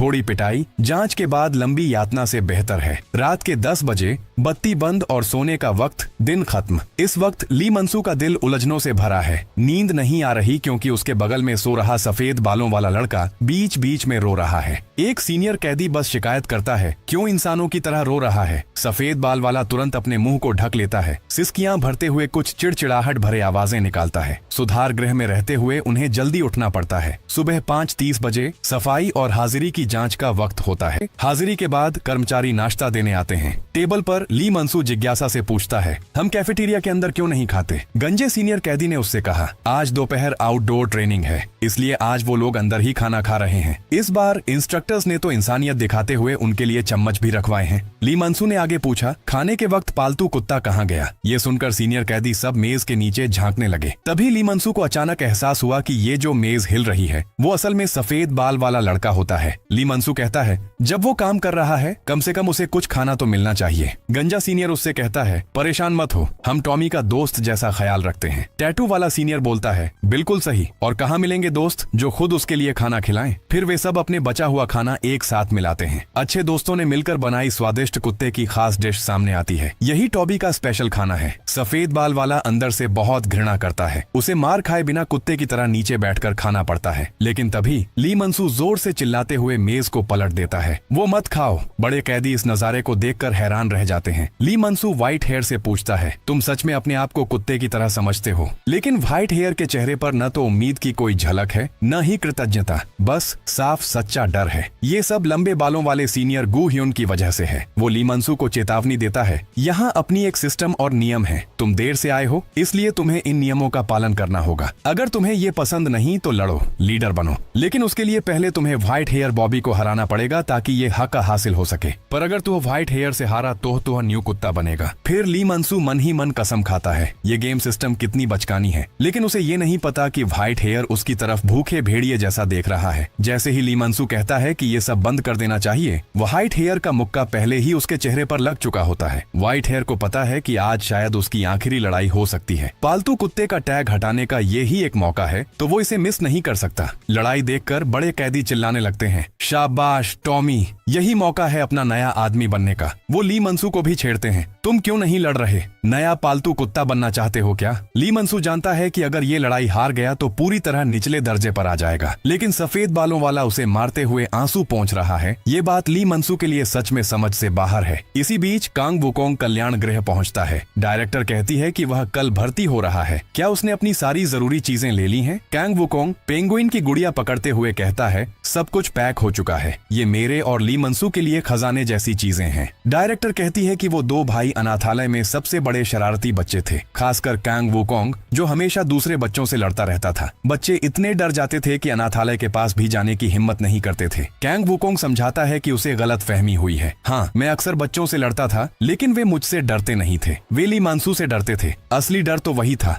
डरावना पागल आदमी। एक बार जब उसका पारा चढ़ जाए तो कोई उसे रोक नहीं सकता। अभी तो सफेद बाल रो रहा है, माफ कर दो, जबकि उसकी मुट्ठियां और पैर बिना कोई दया दिखाए हमला कर रहे हैं। उसका बस एक ही मकसद है, अब वह पहले जैसा टॉमी नहीं रहना चाहता। ली मंसू जमीन पर दोनों हाथों से सिर पकड़कर गिर पड़ा है। वो गंजा जो पहले ली मंसू को कातिल समझकर डरता था, अब अपनी असलियत दिखा रहा है। ऐसा लग रहा है कि उसे यकीन हो गया है कि ली मंसू अब सच में टॉमी बन चुका है। सिर्फ पिटाई से संतुष्ट नहीं होकर वह जुबानी भी ताना मारता है, ये इसलिए तेरे मम्मी पापा ने तुझे छोड़ दिया, तू बेकार हारने वाला नया कुत्ता है। पर जैसे ही वो बोलना खत्म करता है, उसके सिर पर जोरदार मुक्का पड़ता है। जैसे कोई पागल हो गया हो, ली मंसू पूरी तरह बदल जाता है। बस एक ही पंच में वो उस गंजे सीनियर को बेहोश कर देता है। ये नजारा सबको हैरान कर देता है, खासकर सफेद बालों वाले को, जो वहीं रुक जाता है। जैसे कांग वुकोंग ने कहा था, असली डरावना वही है। और जब ली मंसू गुस्से में होता है, उसके दिमाग में बस एक ही ख्याल होता है, सबको धूल चटा देना। दोस्तों, सबसे पहले तो एक छोटी सी रिक्वेस्ट, अगर आपको ये वीडियो पसंद आ रही है तो प्लीज इसे हाइप्ड जरूर कर दें। आपका दिया गया एक हाइप्ड रिएक्शन मेरी मेहनत को सही रीच दिलाने में और मुझे मोटिवेट करने में सबसे बड़ा रोल प्ले करता है। मैं बहुत मेहनत से हर वीडियो आपके लिए तैयार करता हूँ, इसलिए अगर आप अभी तक जुड़े हुए हैं तो वीडियो को लाइक और कमेंट करके अपना सपोर्ट जरूर दिखाएं। और हाँ, अगर आप इस चैनल पर नए हैं तो सब्सक्राइब करना बिल्कुल मत भूलना, ताकि हमारी ये फैमिली और बड़ी हो सके। हमारा एमसी सबको धमकी देते हुए कहता है कि मैं तुम सबको कुत्ता बना दूंगा। तभी एक सीनियर उसकी पीठ पर लात जड़ देता है। फिर तीनों सीनियर एक साथ मिलकर उसकी ओर आने लगते हैं और बोलते हैं कि तू हमें कुत्ता बनाएगा, तू पागल हो गया है क्या? इस जेल में सब एक से बढ़कर एक हैं, सबने कोई ना कोई कत्ल किया है। हम तुम्हारे साथ नरम पेश इसलिए आ रहे थे क्योंकि तू अनाथालय से आया है। लेकिन उसकी बात खत्म होने से पहले ही एक प्लंजर उसके मुंह में घुसा दिया जाता है। घुसाने वाला और कोई नहीं हमारा एमसी होता है, क्योंकि अब वो गुस्से में पागल हो चुका होता है। गरजते हुए कहता है कि सब चुप हो जाओ और फिर उस सीनियर का चेहरा घुमा देता है। प्लंजर दो टुकड़ों में टूट जाता है। यह देखकर सीनियर्स अपना आपा खो देते हैं और उसकी ओर आने लगते हैं। एक उसे धमकी देता है कि मैं तुझे जान से मार डालूंगा, लेकिन अगले ही पल वह डर के मारे खड़े हो जाते हैं, क्योंकि एमसी टूटा हुआ प्लंजर लेकर उनको जानवरों की तरह घूर रहा था। यह देखकर सीनियर डर जाते हैं। एमसी ताना देते हुए बोलता है कि मुझे मारो, क्या तुमने कभी किसी को मारा भी है? सालों, कुत्तों। यहीं पर सीन शिफ्ट होता है। काउंसिलमैन कॉन्ग आराम से अपना गोल्फ स्टिक घुमा रहे होते हैं और उसके सेवक तालियां बजाते हैं और उसकी तारीफ करते हैं। और हम देखते हैं कि हमारा एमसी का बड़ा भाई वहां घुटनों के बल बैठा हुआ है। काउंसिलमैन कॉन्ग उससे पूछता है कि तुम्हें यह आइडिया क्यों आया? वो कौन कहता है कि भले ही अभी जल्दी है, पर वह भर्ती होना चाहता है क्योंकि वह अपने जेनजी जनरेशन को सुधारना चाहता है। इससे आपका भी फायदा होगा। यह सुनकर काउंसिलमैन कॉन्ग हंस पड़ता है। वह बोलता है,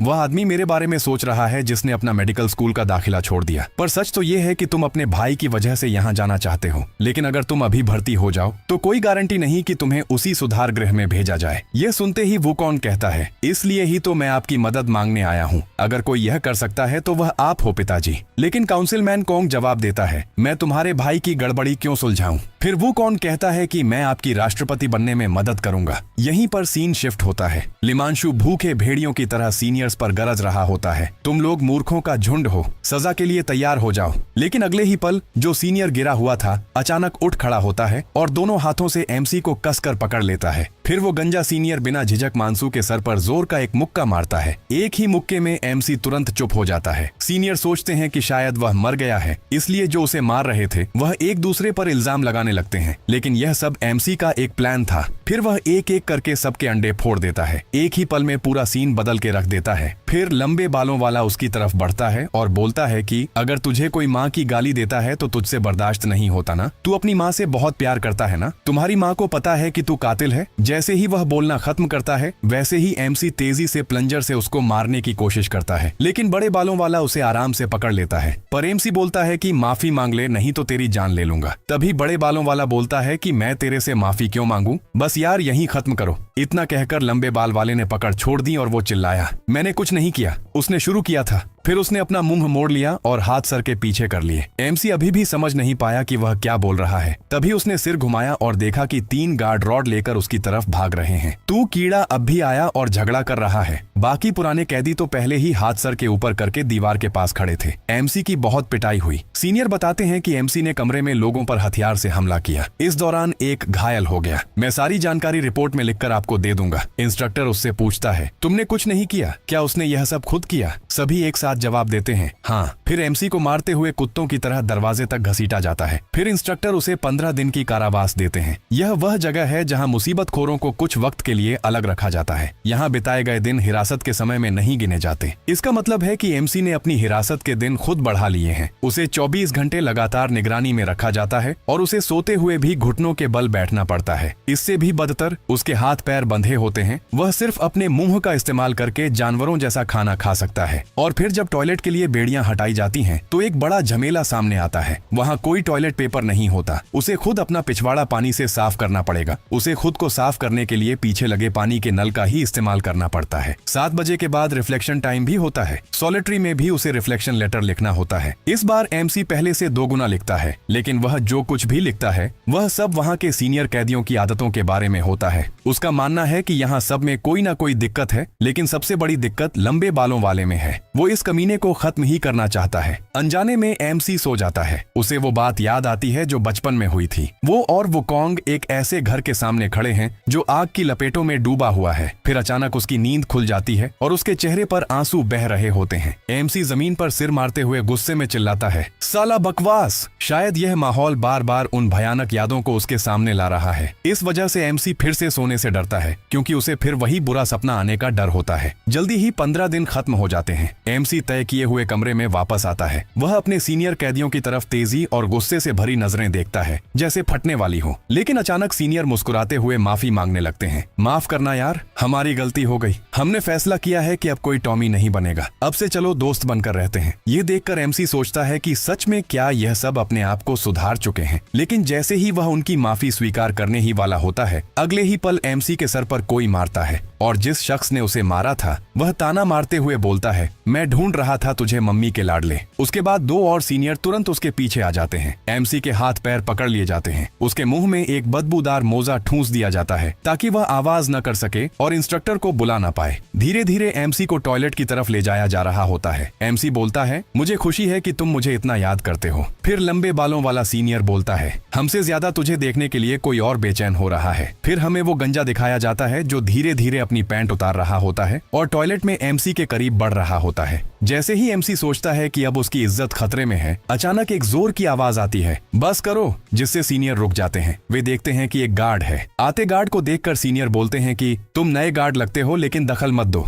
हम यह सब इजाजत लेकर कर रहे हैं। फिर गार्ड बोलता है, किसी की भी इजाजत मायने नहीं रखती, तुम्हारी सजा बाद में दी जाएगी। गार्ड धीरे धीरे बढ़ता है और अपना हाथ एमसी की तरफ बढ़ाता है। एमसी ऊपर देखता है और जैसे ही उसे पता चलता है कि गार्ड कौन कौन है वो शून्य हो जाता है। वूकॉन्ग गार्ड बन के जेल में आ चुका है। वह एमसी की तरफ हाथ बढ़ाता है और बोलता है कि उसने प्लान बनाया है और वह उसे यहाँ से छुड़ाने आया है, लेकिन अभी एमसी उसे नजरअंदाज करता है और सीधे गंजे सीनियर को जोरदार मुक्का मारता है जो अभी अभी अपनी पैंट उतार रहा था। और फिर बिना देरी के एमसी लड़ाई की मुद्रा में आ जाता है और लंबे बाल वाले को चेतावनी देता है। इस बीच बाकी 3 सीनियर वूकॉन्ग को चारों तरफ से घेर लेते हैं और उसे नाप तोल रहे हैं। तुम बहुत छोटे लगते हो गार्ड बनने के लिए, पर छोड़ो, हर रूम के अपने नियम होते हैं और यह नियम पूरे करने पड़ते हैं। अब तुम्हें भी नियम मानने पड़ेंगे। वूकॉन्ग जवाब देता है, तुम्हारा मतलब है लड़ाई के नियम? बताओ, मैं जरूर मानूंगा। ये सुनकर सीनियर के चेहरे पर तसल्ली भरी मुस्कान आ जाती है और सभी बोलते हैं, अपनी बात से मत मुकरना और अपने गार्ड की स्थिति का इस्तेमाल करके बाद में बदला मत लेना। वूकॉन्ग हल्की मुस्कान के साथ बोलता है कि वह हमेशा अपनी बात पर कायम रहता है। दूसरी तरफ एमसी चाहे जैसा भी मुक्का मार रहा है, वह लंबे बालों वाले को छू तक नहीं पा रहा होता। साहून, जो कि लंबे बाल वाले का नाम है, उसका मजाक उड़ाता है। तुम्हारे पास खुद को संभालने की ताकत भी नहीं है, फिर भी चिल्ला रहे हो। फिर मौके का फायदा उठाते हुए वह दूसरी तरफ देखता है कि बाकी क्या कर रहे हैं, तो पता चलता है कि उस पल वूकॉन्ग ने सबको ढेर कर दिया है। सीनियर को लड़ने का मौका तक नहीं मिला। जैसे ही साहून सोचता है कि क्या हो रहा है, एमसी का हमला अचानक आ जाता है। ध्यान भटकते ही एमसी का जोरदार वार उसके मुंह पर लग जाता है। फिर एमसी जीत की खुशी में चिल्लाता है, तुम मुझसे लड़ रहे हो तो इधर उधर मत देखो।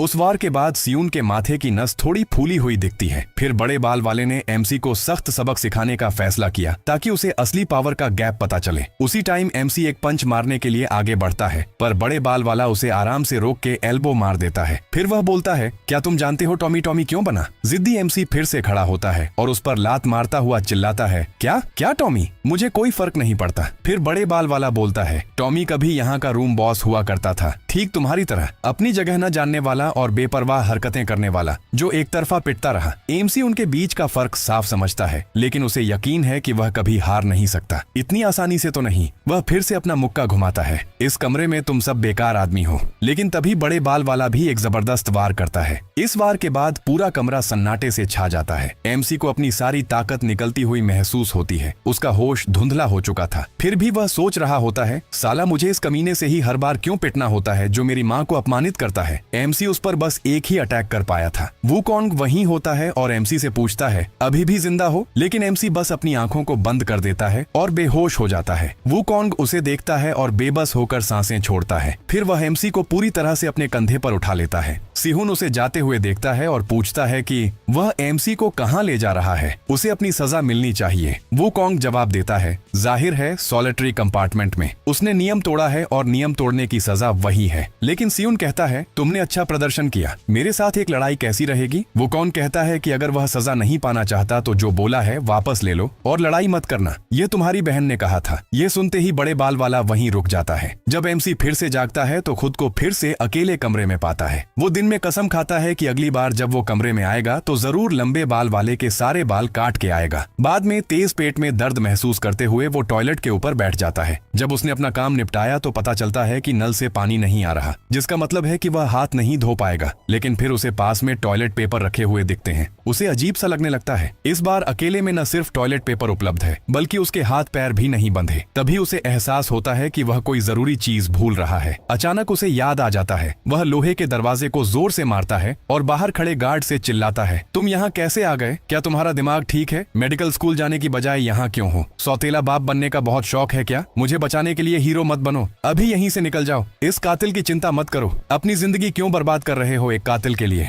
वूकॉन्ग शांतिपूर्वक जवाब देता है, चाहे कोई भी तुम्हें कातिल कहे, मुझे यकीन नहीं। मुझे यकीन है तुमने किसी को नहीं मारा लिमांशु, क्योंकि तुम मेरे भाई हो। फिर वूकॉन्ग अपनी पूरी योजना समझाता है और बताता है कि वह बस वही करे जो वह बताएगा, और अगर तुम बेवकूफ की तरह अलग अलग सेल में डाले जाते रहोगे तो यहाँ से कभी नहीं निकल पाओगे। एमसी कहता है, सब ठीक है, लेकिन सबसे पहले मैं उस लंबे बाल वाले को मारना चाहता हूँ। वूकॉन्ग पूछता है, जानते हुए कि तुम हार जाओगे फिर उससे क्यों लड़ना चाहते हो? एमसी बताता है, क्योंकि उस आदमी ने हमारी माँ को अपमानित किया था। जैसे ही वह बोलना खत्म करता है वूकॉन्ग चुप हो जाता है। फिर वह कहता है, बाकी सब कुछ मैं सह सकता हूँ, लेकिन माँ का अपमान बर्दाश्त नहीं कर सकता। तो इस लड़ाई के लिए मैं तुम्हें जीतना सिखाऊंगा, लेकिन अगर तुम फिर से उस आदमी से हार गए जिसने हमारी माँ का अपमान किया था तो मैं तुम्हें खुद मार दूंगा। 15 दिनों के बाद कारावास खत्म होते ही एमसी अपने चारों तरफ के खतरनाक सीनियर्स का सामना करता है और खुद ही बॉबी बनने के लिए आगे आता है। वह जमीन पर कुत्ते की तरह बैठ जाता है। यही पहली रणनीति होती है जिस पर उन्होंने उन 15 दिनों में चर्चा की थी। सहो और झुको और मौका मिलने पर पलटवार करो। बस ऐसे ही एमसी कमरे में दूसरा बॉबी बन जाता है। सीनियर्स उसके पीछे को गेम बोर्ड की तरह इस्तेमाल करके गेम खेलते हैं, लेकिन 1 घंटे के बाद एमसी और सहन नहीं कर पाता। वह गुस्से में अचानक उठता है और दहाड़ता है, जिससे सब दंग रह जाते हैं। सीनियर्स उस पर भयंकर नजरें गड़ाए हुए पूछते हैं, अब बॉबी बनने का मन बदल लिया क्या? चाहो तो हम तुम्हारे लिए फिर से हायरार्की सेट कर दें। ये सुनते ही एमसी की नसें फूल गईं। वह सच में इस बंदे को सामने ही पीटना चाहता है, लेकिन उसने वुकोंग से वादा किया है कि वह 5 दिन तक सहन करेगा। 5 दिन बाद चाहे सुपरिंटेंडेंट ही क्यों न बीच में आए, वुकोंग इस कमरे की सारी बात संभाल लेगा और एमसी के बदला लेने के प्लान की तैयारी करेगा। अभी बस उसे सहना है। ये सोचते हुए एमसी खुद को संभालता है और अपने साफ पेट को बोर्ड बनाकर उन्हें नया खेल शुरू करने को कहता है। दूसरे दिन उसने मकड़ी की तरह साफ सफाई करना सीख लिया है। तीसरे दिन वह और व्हाइट बॉबी साथ मिलकर सीनियर्स के रिफ्लेक्शन एसेज लिखने के लिए जिम्मेदार हैं। चौथे दिन तक वह न सिर्फ पालतू कुत्ते की तरह पेशाब कर सकता है, बल्कि सीनियर्स द्वारा बनाई गई खास डिश भी खाता है और बोलता है, इतना स्वादिष्ट। एमसी जानता है कि अगर आज सिर्फ सहन कर लिया तो सब खत्म हो जाएगा, लेकिन वो असहनीय मिली जुली गंदगी वाला खाना अभी भी उसे टॉयलेट में उल्टी करवा देता है। वहाँ सफेद बालों वाला कैदी दयालु है। वह कहता है, अगर तुम सब उगल दोगे तो बहुत कमजोर हो जाओगे। वो मुस्कुराता है और एमसी को एक कैंडी देता है। बोलता है कि किसी को मत बताना, वरना दोनों की पिटाई हो जाएगी। चलो यहाँ बॉबी बनकर बस अपनी पूरी कोशिश करते हैं और कुछ मत सोचो। एमसी एक पल के लिए उस पर अचानक आई इस दया को समझ ही नहीं पाता, लेकिन उसका बॉबी बनकर रहने का वक्त आज ही खत्म हो रहा है और अक्सर ऐसे मौके पर हादसे हो जाते हैं। आउटडोर ग्रुप एक्टिविटीज के दौरान सीनियर्स फ्रिस्बी पकड़ने का खेल खेल रहे हैं। 2 बॉबीज वहाँ हैं, एमसी और व्हाइट हेयर, लेकिन फ्रिस्बी पकड़ते हुए व्हाइट हेयर गलती से किचन वाले लोगों से टकरा जाता है। जो टकराए थे वो गुस्से से व्हाइट हेयर को घूरने लगते हैं। क्या चल रहा है? हमसे लड़ना है क्या? व्हाइट हेयर कांपते हुए पूछता है। फ्रिस्बी साथ में खेलना चाहते हो? इस बीच साहुन आराम से जमीन पर पड़ा सोच रहा है कि वुकोंग उसकी बहन को कैसे जानता है, लेकिन अचानक एक चिल्लाहट उसकी सोच में बाधा डालती है। 3 किचन के बड़े लोग उससे सवाल करते हैं, ये जमीन पर पड़ा कुत्ता तुम्हारा है क्या? बेवकूफ, अपने ही कुत्ते पे नजर नहीं रख सकते? ये जानबूझकर किया था क्या? हमारी किचन टीम से लड़ाई करना चाहते हो? अपने कमरे के सदस्य को पिटते देख सीनियर्स ने तुरंत बाजू चढ़ाई और माफी मांगने को कहा। लड़ाई करनी है तो कर लो, हम डरते नहीं। पर फिर साहुन कहता है, छोड़ो यार, इसे बड़ा मत बनाओ, समझदारी से निपटते हैं, जरूरत नहीं कि मामला बिगड़े। ये सुनकर किचन टीम का सीनियर हंस पड़ा और फिर व्हाइट हेयर के सिर पर जोरदार लात मारी। वह कहता है, तुम्हारा तर्क वितर्क सच में मुझे बहुत परेशान करता है। ये देखकर सीनियर्स सब मिलकर अपना सिर घुमा लेते हैं और नजरअंदाज करने का नाटक करते हैं। उन्हें लगता है कि रसोई वाले क्रू से एक बॉबी के लिए लड़ना वाकई में फालतू है। एमसी उनसे पूछता है, क्या गार्ड्स को इन बातों की परवाह नहीं होती? सीनियर्स कहते हैं, गार्ड्स को ऐसी छोटी मोटी लड़ाइयों से कोई फर्क नहीं पड़ता, वे अक्सर हमें खुद ही इसे सुलझाने देते हैं। ये सुनकर एमसी का चेहरा स्याह हो जाता है और वो जैसे जम सा जाता है। उसके दिल में एक फैसला बनने वाला है। एक तरफ वो दयालु कैंडी है जो सफेद बाल वाले ने उसे दी थी, और दूसरी तरफ वुकोंग के साथ की गई योजना का वादा। आखिर में वह ठंडे दिल से मुड़कर चला जाता है। किचन टीम का सीनियर व्हाइट हेयर को जोर से ताना मारते हुए पीटता है, तुम्हारा प्यारा कुत्ता पीटने में बड़ा मजा आता है, क्या मैं उसे कुछ दिन के लिए उधार ले सकता हूँ ताकि थोड़ा मस्ती कर सकूं? जैसे ही वह बात खत्म करता है, एक फ्रिस्बी जोर से उसके चेहरे पर लगती है। किचन टीम का सीनियर तुरंत गिर पड़ता है बिना कुछ समझे। सब हैरान रह जाते हैं कि ये किसने फेंका है, और वो शख्स एमसी होता है जिसने दयालुता वाले लड़के को चुना। एमसी कहता है, तुम लोग गुंडों का झुंड बाहर खूब हंगामा मचाने के बाद यहीं आए हो, हाँ? तो फिर वही बकवास यहाँ भी जारी रखनी है? यहीं तुम लोग तो बस जानवरों की तरह हो, ऐसे जानवर जो न सम्मान जानते हैं न गर्व, इसलिए कमजोरों को ही तंग करते हो। जैसे ही एमसी सफेद बाल वाले को खींचने वाला था, उसी वक्त साहुन वहाँ आ गया। एमसी ने कहा, बीच में मत आओ, इंसानी बात नहीं समझते क्या? तभी लाल बालों वाला किचन का सीनियर आकर साहुन के कंधे को पकड़ लेता है। क्या बात है? तुम्हारा मतलब क्या है? क्या मैं जाकर हमारे बॉस को बता दूं कि तुमने हम पर युद्ध घोषित कर दिया है? साहुन कहता है, जाओ युद्ध घोषित करो, लेकिन उससे पहले मुझे हमारी अंदरूनी बात निपटानी है। लड़ाई की खबर सुनते ही बदमाश नौजवान तुरंत इकट्ठे हो गए ताकि वो तमाशा देख सकें। एमसी जानता है कि उसने पहली बात तोड़ दी है, लेकिन दूसरी निभाएगा। साहुन अपने बाल बांधता है और एमसी से पूछता है, फिर से पिटाई करानी है? एमसी बेखौफ जवाब देता है, कैसा रहेगा एक दांव, जो जीतेगा वही कमरे का बॉस बनेगा। ठीक उसी वक्त क्लासरूम में वुकोंग ने सब कुछ संभाल लिया था। सुधार गृह के बच्चे नाबालिग हैं, इसलिए उनकी बेसिक क्लासेस हर हफ्ते तय होती हैं। क्लास के वक्त सारी ताकत सुपरवाइजर के पास होती है और वुकोंग को सुपरवाइजर बनने का मौका मिला है। आज एमसी बड़े बाल वाले को हराकर नया रूम बॉस बनने वाला है। योजना के मुताबिक इन दोनों की लड़ाई एक छोटे से इलाके में डेस्क के बीच होनी थी। वुकोंग अपनी घड़ी देखता है, समय आ चुका है, पर मुख्य किरदार अभी तक क्लासरूम नहीं आए। तभी बाहर की हलचल उसकी नजरों में आती है। वह देखता है कि दोनों के बीच लड़ाई मैदान में ही शुरू हो चुकी है। ये देख देख वूकोंग बेबस होकर आहें भरता है। वह खिड़की के किनारे पर चढ़ता है और नीचे चिल्लाता है, एमसी कितना घटिया इंसान है।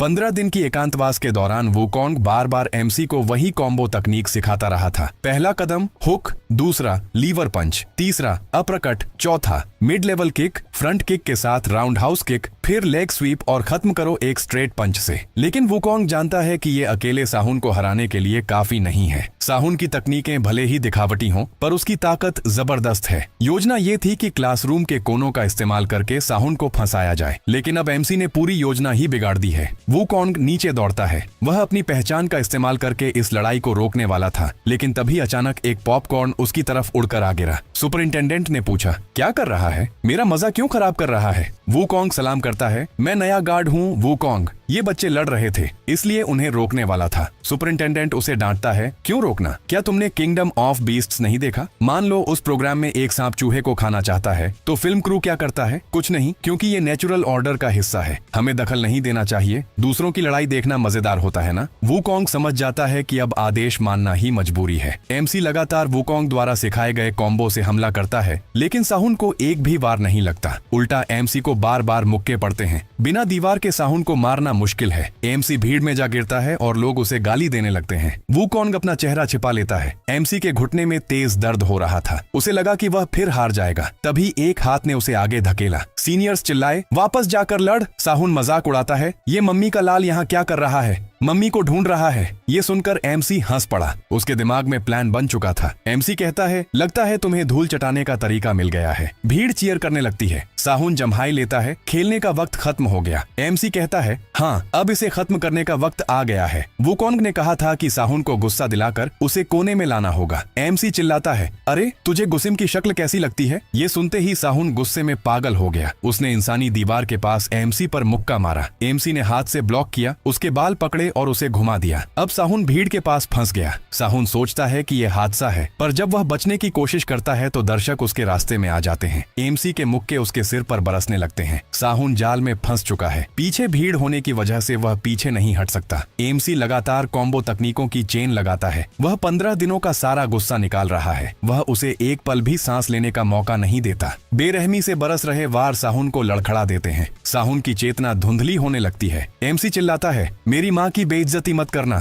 आखिरी पंच लगने तक एमसी नहीं रुकता। साहुन पहले ही बेहोश हो चुका है और गिर जाता है। सबके होश उड़ जाते हैं। साहुन के गिरने का मतलब है कि एमसी अब नया रूम बॉस है। थका हुआ एमसी फिर भी गुस्से में है, क्योंकि साहुन ने माफी नहीं मांगी। तभी भीड़ रास्ता साफ करती है। सुपरिंटेंडेंट गार्ड्स के साथ आता है और कहता है, यकीन नहीं हुआ कि तुम जीत गए। चूहा तो चूहा होता है, शरारतों में माहिर। वह एमसी के कान में झुककर चूहे मारने की आवाज निकालता है। वूकोंग साहुन को उठाता है और एमसी के पास से गुजरते हुए कहता है, ये बच्चा कितना नटखट है, किस पर गया है? एमसी मुस्कुराते हुए जवाब देता है, शायद अपने भाई पर। अब वक्त है प्लान के दूसरे चरण में जाने का। एक आर्ट स्टूडियो में ग्विमिन पूछती है, तो मेरा भाई सॉलिटरी में पहुंच गया? वूकोंग माफी मांगते हुए कहता है, माफ करना, जो कुछ हुआ सब कुछ बेकाबू हो गया था। ये योजना में नहीं था। लेकिन ग्विमिन ने उसे हिलने डुलने को मना किया, क्योंकि अभी वूकोंग उसकी पेंटिंग के लिए मॉडल बन रहा था। वूकोंग ने पूछा, ग्विमिन और कितना टाइम लगेगा? ये पोज रखना बहुत मुश्किल है। ग्विमिन ने कहा, मैं खत्म कर चुकी हूँ। शायद ये पेंटिंग मुझे आर्ट स्कूल में टॉप स्टूडेंट बनने में मदद करेगी। लेकिन जब वूकोंग ने पेंटिंग को देखा, उसका चेहरा गुस्से से भर गया। ये कला से क्या मतलब है और उसने मुझे क्यों पेंट किया?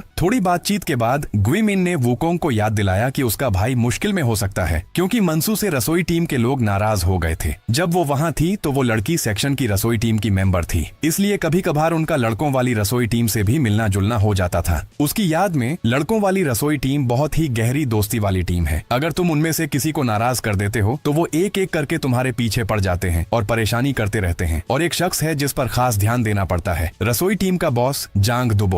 इसी वक्त एमसी जो खाना लेने ऊपर गया था, उसकी मुलाकात जांग दुबो से हो जाती है। वो एमसी की प्लेट में साइड डिश डाल रहा था और कह रहा था, थोड़ा और दे दे। लेकिन जल्द ही साइड डिश का सारा तरल पूरी ट्रे में भर गया। एमसी ने नाराजगी से कहा, ये तो थोड़ा ज्यादा हो गया। लेकिन जांग दुबो ने जवाब दिया, ये तो होता रहता है। आखिर तुमने हमारी किचन टीम की बेइज्जती की है। अब किचन टीम के लीडर जांग दुबो की इस उकसावे वाली प्रतिक्रिया का सामना करते हुए एमसी ने बेवकूफ बनना चुना। वो खुद की तरफ इशारा करते हुए पूरी तरह उलझा हुआ दिखा और पूछा, सच में पक्का है मैं ही हूँ? ये सुनकर शर्मिंदा जांग दुबो पूछता है, क्या तुम लियू मिंसू हो? मिंसू मान लेता है कि उसका नाम वही है, लेकिन कहता है कि हो सकता है कोई और भी ऐसा नाम वाला हो। आखिरकार ये नाम तो काफी आम है। जब जांग दुबो को लगने लगता है कि शायद उसने गलती कर दी है, तो वो मुड़कर अपने साथियों से कहता है कि पहले जांच कर लो फिर रिपोर्ट देना। लेकिन जैसे ही उसका साथी मिंसू की तरफ इशारा करके जोर से चिल्लाता है कि ये तो पक्का वही है, मिंसू पहले ही कैफेटेरिया से भाग चुका होता है। भागते हुए वो खुद को बधाई देता है कि उसने बचने में काफी चालाकी दिखाई। इसी बीच देश ए के शीर्ष नेताओं की एक शिखर बैठक चल रही है। 3 अलग अलग राजनीतिक पार्टियों के प्रतिनिधि राष्ट्रपति हान मानसू से मिलते हैं। उनका मकसद राजनीतिक मतभेद भुलाकर जनता के भले के लिए व्यावहारिक सुझाव देना होता है। वूकोंग के ससुर इन प्रतिनिधियों में से एक हैं। राष्ट्रपति हान मानसू काउंसिलमैन कांग से कहते हैं, काफी समय हो गया, हम राष्ट्रपति पद की दौड़ में विरोधी थे,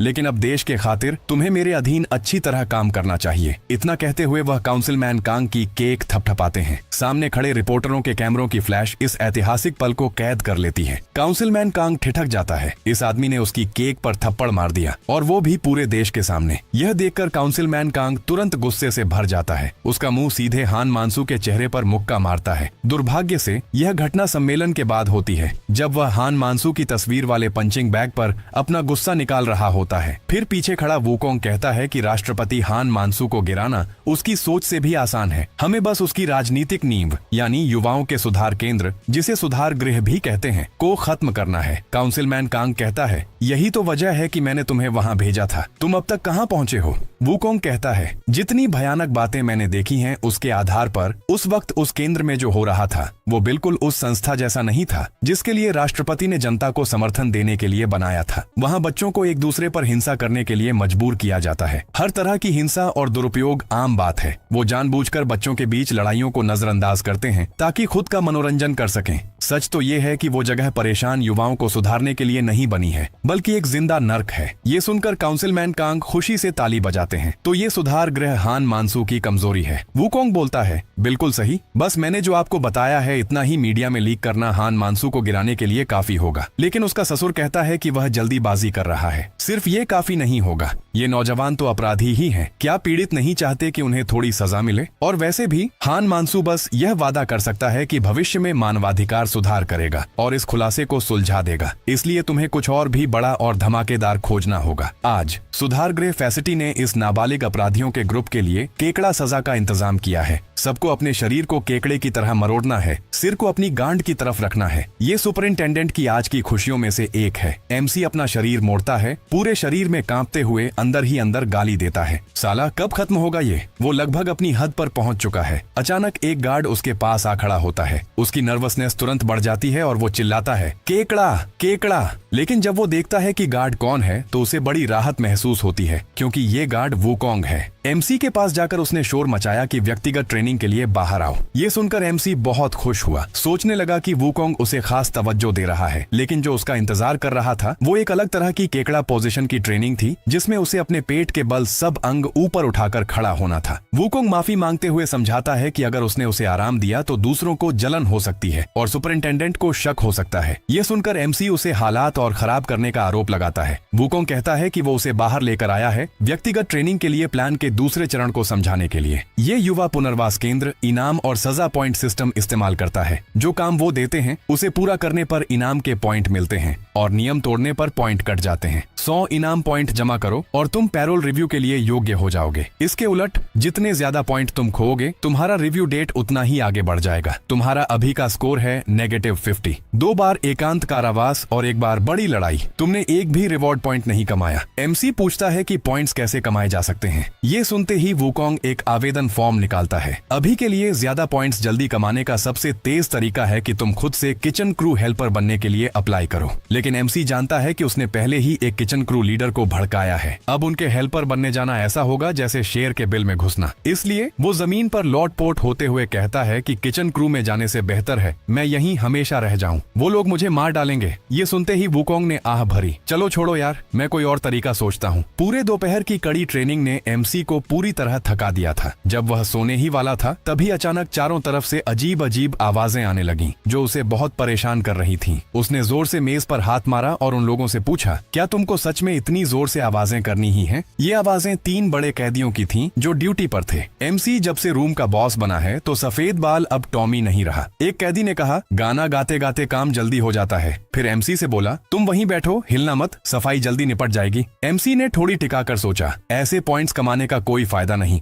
आखिर क्लासरूम साफ करने पर बस 1 पॉइंट मिलता है, 100 पॉइंट्स जमा करने में तो कई साल लग जाएंगे। तभी 2 जेलर अचानक क्लासरूम का दरवाजा जोर से धक्का मारकर खोलते हैं और पूछते हैं, सफाई पूरी हो गई? एमसी ने जवाब दिया, जल्दी हो जाएगी। ये सुनते ही जेलर उसे अकेले काम करने के लिए छोड़ गए अगली जगह, इसलिए क्योंकि किसी ने उसके लिए अतिरिक्त वॉलंटियर का काम अप्लाई किया था। ये सुनकर एमसी सोचता है कि वुकोंग ने उसके लिए कोई दूसरा तरीका निकाल लिया है। वो खुशी खुशी गार्ड को सलाम करता है, लेकिन जब वो उस जगह पहुंचता है तो बिल्कुल भी खुश नहीं हो पाता, क्योंकि उसे किचन क्रू यूनिट में लगाया गया है। इस वक्त एमसी के अंदर बिल्कुल कड़वाहट भर जाती है। क्या उन्होंने वादा नहीं किया था कि उसे किचन क्रू में नहीं लगाएंगे? जांग दुबो कभी देश का टॉप शेफ बनने का सपना देखता था। उसका दाहिना हाथ ट्रेनिंग के जरिए इतना मजबूत है कि वह न सिर्फ 3 किलो का कास्ट आयरन पैन आसानी से संभाल सकता है, बल्कि 2 किलो सामग्री भी बिना मशक्कत उछाल सकता है। उसका बायां हाथ खासतौर पर नाजुक कामों के लिए होता है। उसकी कुकिंग की आलोचना करना मतलब खुद जांग दुबो की बेइज्जती करना है। कुछ नाबालिग उचक्के जब कैंटीन आते हैं तो बस यही शिकायत करते हैं कि खाना स्वाद में खराब है, और इसके जवाब में उन्हें जांग दुबो की तीखी नजरों का सामना करना पड़ता है। लेकिन जांग दुबो जानता है कि उसे खुद को रोकना होगा। आखिरकार यहाँ कोई ऐसा नहीं है जिसकी कुकिंग उसकी बराबरी कर सके।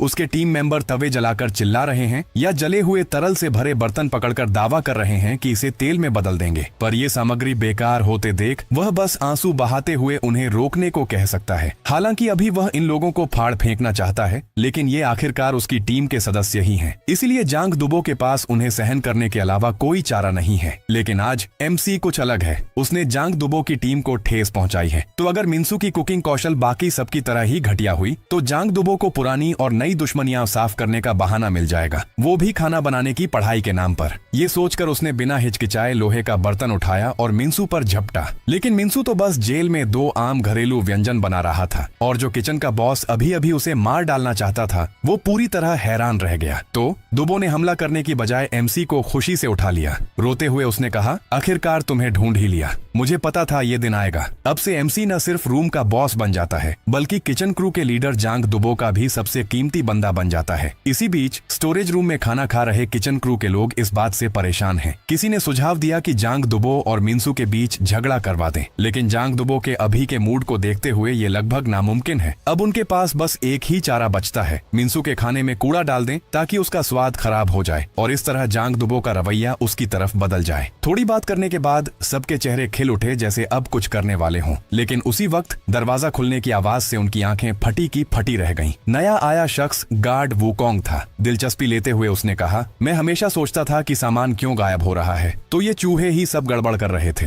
खैर, तुम चूहे चोरी कर रहे थे तो अब भुगतना पड़ेगा। लेकिन रसोई के लोग उसकी धमकी की परवाह नहीं कर रहे थे, वे तो उस पर गाली भी देने लगे। ये गार्ड क्या है? क्या उसे पता नहीं कि ये रसोई कर्मचारियों का इलाका है? लेकिन वो बोलते बोलते बस 2.5 सेकंड में सभी जमीन पर गिर गए। ये शरारती लोग जो मिंसू के लिए मुसीबत खड़ी करना चाहते थे, उनका काम तमाम हो गया। हालांकि वुकोंग को नहीं पता कि मिंसू को रसोई कर्मचारियों में कौन लेकर आया, पर लगता है वो वहाँ काफी अच्छे से एडजस्ट हो रहा है। इसी बीच सुपरिंटेंडेंट के ऑफिस में 2 गार्ड रिपोर्ट देने आते हैं। सुपरिंटेंडेंट खुशी से पूछता है, तो लड़ाई हुई क्या? लेकिन सुनकर कि उन्होंने लड़ाई नहीं की, सुपरिंटेंडेंट का चेहरा तुरंत उतर गया, क्योंकि एमसी को किचन क्रू में घुसाने और क्रू मेंबर्स से उसे नुकसान पहुंचवाने की सारी साजिशें उसके ही दिमाग की थीं। वे सुपरिंटेंडेंट के चिड़चिड़े स्वभाव को जानते थे, इसलिए उन्होंने उसे मनाने के लिए बड़े ध्यान से ऑमलेट राइस बनाया था। दूसरी तरफ दुबो सारे किचन क्रू मेंबर्स को इकट्ठा करता है। वो जोर से पूछता है, क्या आप उस खास दिन का स्वागत करने के लिए तैयार हो जो महीने में सिर्फ एक बार आता है? और फिर वो साबुन का एक टुकड़ा निकालता है। वह साबुन के टुकड़े कद्दूकस करके एक बर्तन में डालता है। फिर बर्तन में साबुन के टुकड़ों से 2 गुना से भी ज्यादा जैतून का तेल डालता है और डबल बॉयलर पर गर्म करता है। उसके बाद थोड़ा बारीक पिसा हुआ रोलर पाउडर डालते हुए विटामिन ई बढ़ाने के लिए थोड़ा संतरे का रस निचोड़ता है। आखिर में अपनी ताकतवर बाहों से जोर से हिलाता है। एक गाढ़ा, मॉइस्चराइजिंग और दिखने में स्वादिष्ट सा तरल तैयार हो जाता है। जांग दुबो उसे बताता है कि ये खाना नहीं है, ये उनके किचन क्रू का नेचुरल हेयर वैक्स है। स्वागत के लिए खास महीने का दिन है, हम हमेशा ऐसा करते हैं। लेकिन एमसी अभी भी नहीं समझा कि किसी खास दिन पर बाल क्यों ठीक करने होते हैं? दुबो कहता है क्योंकि आज नए सामान आने का दिन है। आज हमें महिला सुधार गृह की लड़कियों से मिलने का मौका मिलता है। हर महीने कैफेटेरिया में सामान आता है और हमें ये सामान महिला सुधार गृह के किचन क्रू के साथ बांटना होता है। यही किचन क्रू में होने का एक फायदा है। इस दिन हम अपने बाल ऐसे स्टाइल करते हैं कि हम बड़े और समझदार दिखें और हम अपने मजबूत कंधों से सामान उठाते हैं और दिखावा करते हैं। लेकिन एमसी को बिल्कुल अलग तरह का व्यवहार मिलता है। लड़कियों का एक ग्रुप उसे घेर लेता है। न सिर्फ उसकी क्यूटनेस और नन्हेपन की तारीफ करते हैं बल्कि खुद से पूछते हैं कि क्या उसे मदद चाहिए। दूर से ये देखकर दुबो बहुत जलता है। सोचता है ये बंदा आराम कर रहा है और लड़कियों से फ्लर्ट भी कर रहा है। तभी एक नन्ही लड़की दुबो की पीठ पर थपकी देती है। वह एक चिट्ठी निकालती है और उसे थमाती है, याद दिलाते हुए कि उसे जल्दी ले लेना चाहिए वरना उसकी लीडर देख लेगी। लिफाफा लेते हुए दुबो का चेहरा तुरंत लाल हो गया। फिर देखा कि वो जाते वक्त चुप रहने का इशारा कर रही है। उसके दिमाग में पहले ही शादी के ख्याल चलने लगे। उसने 5 बच्चों के नाम भी सोच लिए। उसकी कल्पना में खुशी के आंसू उसके चेहरे पर बह रहे हैं। लेकिन जब उसने लिफाफा खोला और अंदर लिखा पढ़ा तो उसका चेहरा मौत की तरह पीला पड़ गया, क्योंकि ये प्रेम पत्र उसके लिए नहीं था। ये रूम ए के बॉस के लिए था। इस बीच एमसी स्टोरेज में था, थकावट से हाँफ रहा है। उसे समझ नहीं आ रहा कि वो रसोई के मूर्ख लोग क्यों सिर्फ लड़कियों की मदद में लगे हैं। उसी वक्त जब वो उठकर दूसरी जगह जाने वाला होता है तभी पीछे से जांग दुबो अचानक दिख जाता है और जोर से पूछता है कि क्या वो रूम ए का बॉस है। एमसी उलझन में कहता है कि हाँ मैं ही हूँ। जांग दुबो फिर पूछता है कि क्या उसे पता है 22 नवंबर का दिन क्या होता है। एमसी कहता है कि उसे सच में पता नहीं। जांग दुबो का चेहरा गुस्से से भर जाता है। वो बोलता है वो मेरी शादी की सालगिरह है और तुम्हें पता भी नहीं होगा कि ये जी कौन है ना? उसकी नसें उभर आती हैं। इस वक्त एमसी डर जाता है और पूछता है क्या हुआ, लेकिन जांग दुबो उस पर गरजता है। ये जी मेरी होने वाली 5वीं बेटी होती, पर तुमने मेरी होने वाली वाइफ को छीन लिया। अगर उसने मुझे नहीं छोड़ा होता तो हमारी इस खूबसूरत दुनिया में पोनीटेल वाली लड़की होती। इतना कहते हुए जांग दुबो अपना मुंह बंद करके एमसी की तरफ झपट पड़ा। गंदा चोर जिसने मेरी बीवी चुराई, मैं तुम्हें मार डालूंगा। एमसी दोनों हाथ उठाकर कहता है कि मैंने ऐसा कुछ भी नहीं किया। लेकिन जांग दुबो की मुट्ठी पहले ही उसकी तरफ आ रही है और कोई चारा न देखकर एमसी बस बच सकता है। फिर दुबो एक ऐसा मुक्का मारता है जो लोहे की गाड़ी को भी चीर देता। अगर एमसी अभी नहीं बचता तो उसकी खोपड़ी फट जाती।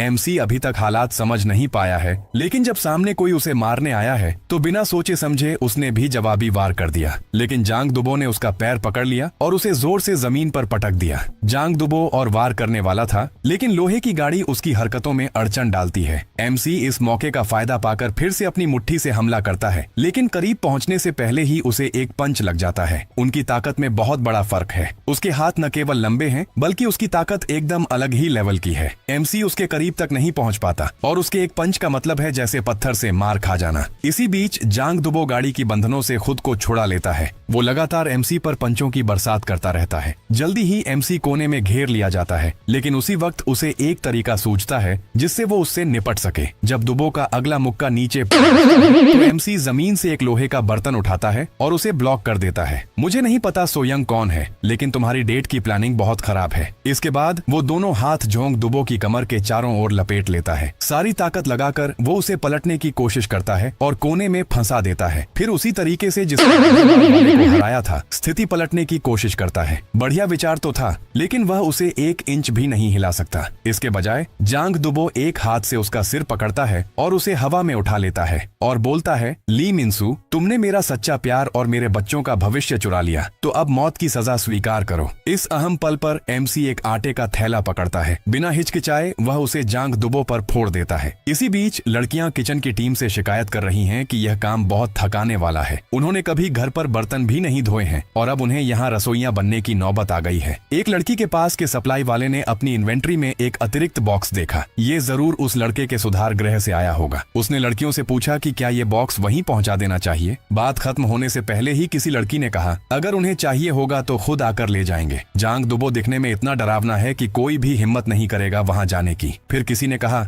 बिल्कुल सही, मैंने सुना है उसने एक बार चांगसू नाम के किसी को पीटा था और उसे सुधार गृह से बाहर निकालवा दिया था। तभी डिलीवरी के लिए एक काली बालों वाली लड़की खुद से बॉक्स उठाती है और कहती है कि वह जाने को तैयार है। वह तो ये भी सोचती है कि जियांग दुबो सच में काफी क्यूट है। इसी बीच दूसरी तरफ स्टोरेज रूम में एक जबरदस्त पीछा जारी है। एमसी अपने छोटे कद और इलाके का फायदा उठाते हुए जोंग दुबो के चारों ओर लगातार चक्कर लगाता रहता है। जल्दी ही जांग दुबो की ताकत खत्म हो जाती है। सांस फूलते हुए वह एमसी को बुलाता है कि आकर उसकी मौत स्वीकार कर ले। वह इसे नरमी से करेगा, लेकिन इससे पहले वो बोलना खत्म करता तभी एक अंडा उसके चेहरे पर फूट जाता है। एमसी एक ट्रे में रखे अंडे उठाता है और लगातार उन्हें उसके ऊपर फेंकता रहता है। पूरी तरह से गंदे हो गए जांग दुबो का गुस्सा 7वें आसमान पर होता है। बस एक जोरदार दबाव से वो एक पूरा लोहे का केतली को टूटे फूटे आकार में बदल देता है। फिर वो अपने आसपास की दूसरी चीजों का इस्तेमाल करके भी जवाब देने लगता है। एमसी चिल्लाता हुआ बचते हुए कहता है कि इस तरह चीजें फेंकना किसी को मार सकता है, लेकिन जांग दुबो जो अब पूरी तरह से अपना होश खो चुका है उसकी परवाह नहीं करता। वह सीधे एक गरम तेल का पॉट पकड़ता है और वो उस पर फेंक देता है। इसी वक्त काली बालों वाली डिलीवरी लड़की खुशी खुशी दरवाजा खोलती है, लेकिन सामने उसे गर्म तेल का घड़ा छिटकता हुआ दिखता है। ये देखकर जांग दुबो तुरंत ठिठक जाता है, लेकिन उसी पल एमसी अचानक आगे बढ़ता है और उसे गले लगा लेता है। अपने शरीर से काली बालों वाली लड़की को सब कुछ से बचा लेता है। इसके बाद वूकोंग खबर पाते ही तुरंत अस्पताल की ओर भागता है। एमसी का बिस्तर देखकर अस्पताल के स्टाफ से पुष्टि करता है और बिस्तर के सिर वाले पर्दे को जोर से खींचता है, लेकिन जो नजारा सामने आता है उसे देखकर वह पूरी तरह दहल जाता है, क्योंकि एमसी बिस्तर पर पड़ा एक कंकाल बन चुका है। लेकिन यह तो एमसी ने उसे डराने के लिए किया हुआ मजाक था। इस वक्त वूकोंग का चेहरा काला पड़ गया है। वह बेहद गुस्से में दिख रहा है। वूकोंग को ऐसा देखते ही एमसी जल्दी से मासूम बनने की एक्टिंग करता है। कहता है, अच्छा हुआ कि गर्म तेल नहीं था, वरना सच में कंकाल बन जाता। लेकिन वूकोंग उसे गले लगा लेता है। उसका सिर सहलाते हुए कहता है, जब तक तुम ठीक हो बस इतना ही काफी है। थोड़ी बातचीत के बाद एमसी वापस जाने का विचार करता है। रसोई वालों को मना कर दिया गया। वूकोंग ने उसे डांटा,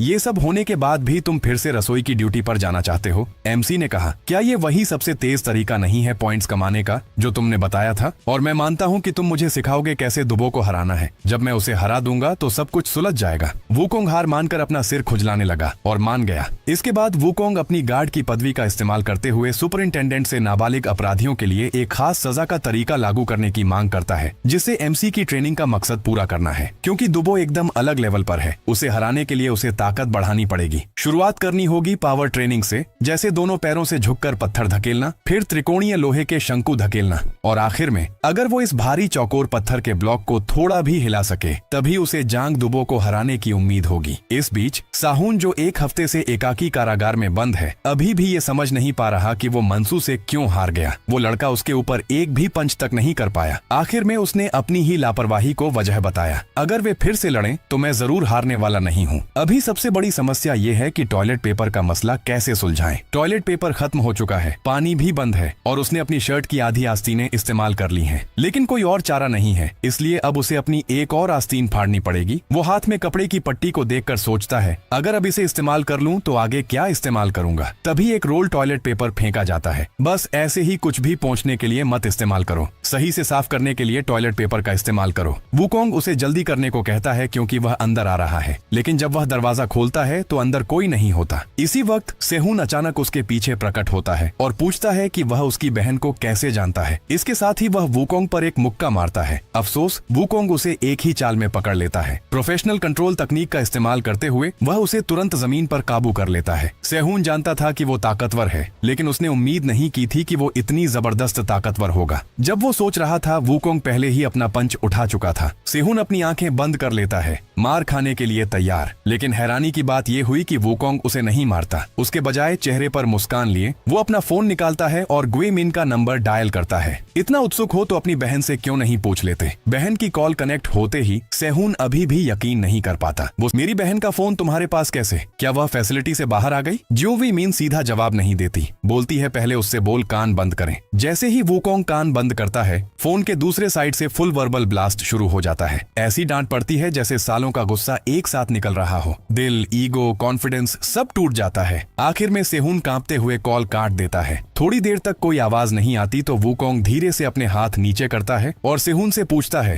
तू इस हाल में कैसे पहुंच गया? सेहून बिल्कुल थक चुका होता है। हार चुकी आवाज में बोलता है, कुछ नहीं, बस बहुत थक गया हूँ। फिर वह पूछता है, तू मिंसू के साथ काम कर रहा है ना? तू ही मिंसू का भाई है, तू ही है जिसने मिंसू को फाइट करना सिखाया। वूकोंग कामली बोलता है, हाँ मैं ही हूँ। कोई प्रॉब्लम है? ये सुनते ही सेहुन के चेहरे पर पहली बार होप आती है। वो बोलता है, मैं सुनूंगा, तू मुझे भी फाइट करना सिखा दे। 1 महीने बाद स्टोरेज रूम में किचन क्रू परेशान होती है। जांग डुबू और मिन्सू की फाइट के बाद जांग डुबू बिल्कुल ज़ॉम्बी जैसा हो गया है। इस वजह से खाना बार बार जल रहा है और पूरी किचन क्रू को पनिशमेंट मिल रही है। सब बोल रहे होते हैं, ऐसे ही चलता रहा तो हम सब किचन क्रू से बाहर निकाल दिए जाएंगे। तभी अचानक ली मिन्सू डोर को जोर से किक करता है और अंदर आ जाता है। उसे देखते ही जांग डुबू के फोरहेड की वेंस फूल जाती हैं। एक ही सेकंड में वो अपनी डिप्रेस्ड स्टेट से बाहर आ जाता है। ली मिन्सू, सब तेरी वजह से हुआ है, मैं तुझे मार दूंगा। जैसे ही वो आगे बढ़ता है, मिन्सू कामली पूछता है, तू जानता है लड़कियों को तू पसंद क्यों नहीं आता? जांग डुबू रुक जाता है, कंफ्यूज होकर पूछता है, क्यों? मिन्सू सीधा बोल देता है, क्योंकि तू बिल्कुल अगली लगता है। बस ये सुनते ही जांग डुबू जो अभी शांत हुआ था दोबारा ब्लास्ट हो जाता है। किचन क्रू शॉक में होती है, ये बंदा पागल हो गया है क्या? जांग डुबू को ऐसे प्रोवोक कर रहा है, आज तो लाश गिरेगी। पर मिन्सू रुकता नहीं, वह बोलता रहता है और लास्ट फाइट की तरह उसके चक्कर काट काट के भागने लगता है। जांग डुबू गुस्से में इधर उधर हांफता रहता है। उसकी स्टेमिना धीरे धीरे खत्म हो जाती है। जब उसे लगता है यह काम नहीं करेगा, वो सीधा टेबल पर चढ़ जाता है और जंप करके पंच मारने आता है। मिन्सू फिर से साइड हट जाता है और उसका पंच एक आयरन पोस्ट में घुस जाता है। इस बार भी जांग डुबू का राइट फिस्ट पोस्ट में अटक जाता है और इसी वक्त मिन्सू जानबूझ के उसका लेफ्ट पंच अपने ऊपर लेने देता है। पर्पस क्लियर होता है। जांग डुबू को लगता है यह अभी भी वही वीक बंदा है जिसे आराम से बुली किया जा सकता है। तभी मिन्सू मौका पकड़ता है, दोनों हाथों से जांग डुबू का लेफ्ट आर्म जोर से पकड़ लेता है। दिमाग में बोलता है, अब पकड़ा गया तो बेवकूफ सीधा मेरे जाल में आ गया। फिर अपने पैरों का पूरा फोर्स लगाता है और सिर्फ एक आर्म यूज करके जांग डुबू के आर्म जॉइंट को उसके सर के पास तक पुश कर देता है। अब अपनी पनिशमेंट के लिए रेडी रहे। उधर कैफेटेरिया में सुपरिंटेंडेंट अपना खाना वेट कर रहा होता है। वुकोंग वेटर के कपड़ों में ट्रे ले आता है। सुपरिंटेंडेंट, आज स्पेशल डे है, आज का खाना मैंने बनाया है, ये स्टीम्ड फिश है। सुपरिंटेंडेंट खुश हो जाता है, इतना रेयर डिश यहाँ मिलेगा ये उसने सोचा भी नहीं था। फिर वुकोंग एक स्पेशल ड्रिंक भी देता है। सुपरिंटेंडेंट उसे ऐसे टेस्ट करता है जैसे महंगी वाइन पी रहा हो, पर सबसे ज्यादा मजा उसे सामने चल रही फाइट दे रही होती है। फाइट के बीच जांग डुबू घमंड से बोलता है, अब भाग नहीं रहा। पर जैसे ही उसका राइट हैंड पोस्ट से निकलता है और अटैक करने जाता है, उसे रियलाइज होता है लेफ्ट आर्म पहले से कंट्रोल में है और राइट हैंड भी प्रॉपर्ली यूज नहीं हो रहा।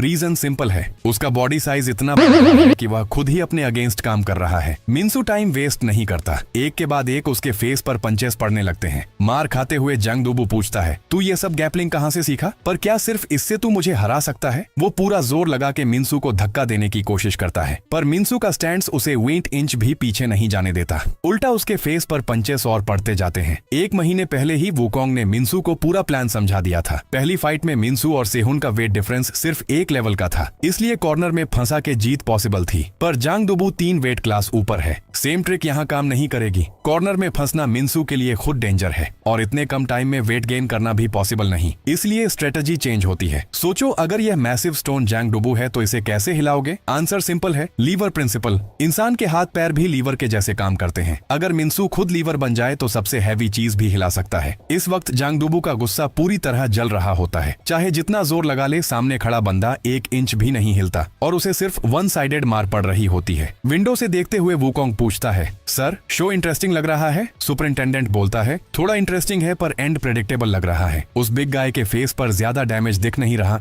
उन पतले हाथों से इतने बड़े आदमी को कैसे हराओगे? मिन्सू भी थक रहा है, वेट डिफरेंस इग्नोर नहीं होता। वुकोंग कामली बोलता है, एक बेट लगाते हैं, मेरा बेट है ली मिन्सू जीतेगा। सुपरिंटेंडेंट का इंटरेस्ट तुरंत बढ़ जाता है। बेट मुझे पसंद आया और वुकोंग अपने मन में जानता है, सिर्फ वेट देख के बोल देना कि फेस अटैक्स काम नहीं करते, बिल्कुल गलत सोच है। बॉक्सिंग के बेसिक स्टैंड्स का रीजन यही होता है कि फेस और हेड प्रोटेक्ट किए जाएं, क्योंकि यही बॉडी के सबसे सेंसिटिव पॉइंट्स होते हैं और उन सब में सबसे डेंजरस पॉइंट होता है जो डू यूज जो। पर अटैक पड़ते ही ब्रेन और इनर ईयर हिल जाता है, जिसकी वजह से अपोनेंट का बैलेंस टेम्परेरी गायब हो जाता है। एमेच्योर फाइट्स में वेट क्लासेंट होती है, लेकिन एंड में जीत प्रोफेशनल तकनीक से ही मिलती है। इस मोमेंट पर हाफ बेहोश जांग डुबू को ऐसा लगता है जैसे सो यंग उससे दूर से बाय बाय कर रही हो और उसी वक्त मिन्सू का फाइनल पंच सीधा उसके फेस पर पड़ता है। उसकी सपनों वाली वाइफ, सो यंग और 5 बच्चे सब एक ही सेकंड में गायब हो जाते हैं। किचन क्रू के लोग जांग डुबू को गिरते देखकर बिल्कुल भरोसा नहीं कर पड़ते। उधर सुपरिंटेंडेंट भी जोर से चिल्लाता है, तुम्हें कैसे पता था ये छोटा सा लड़का जीत जाएगा? वुकोंग कामली बोलता है, बस इंट्यूशन। ये सुनते ही सुपरिंटेंडेंट थोड़ा इरिटेटेड हो जाता है और बोलता है, तुम्हारा इंट्यूशन काफी इंटरेस्टिंग है, अब सोचना शुरू करो बेट जीतने के बाद प्राइज में क्या चाहिए।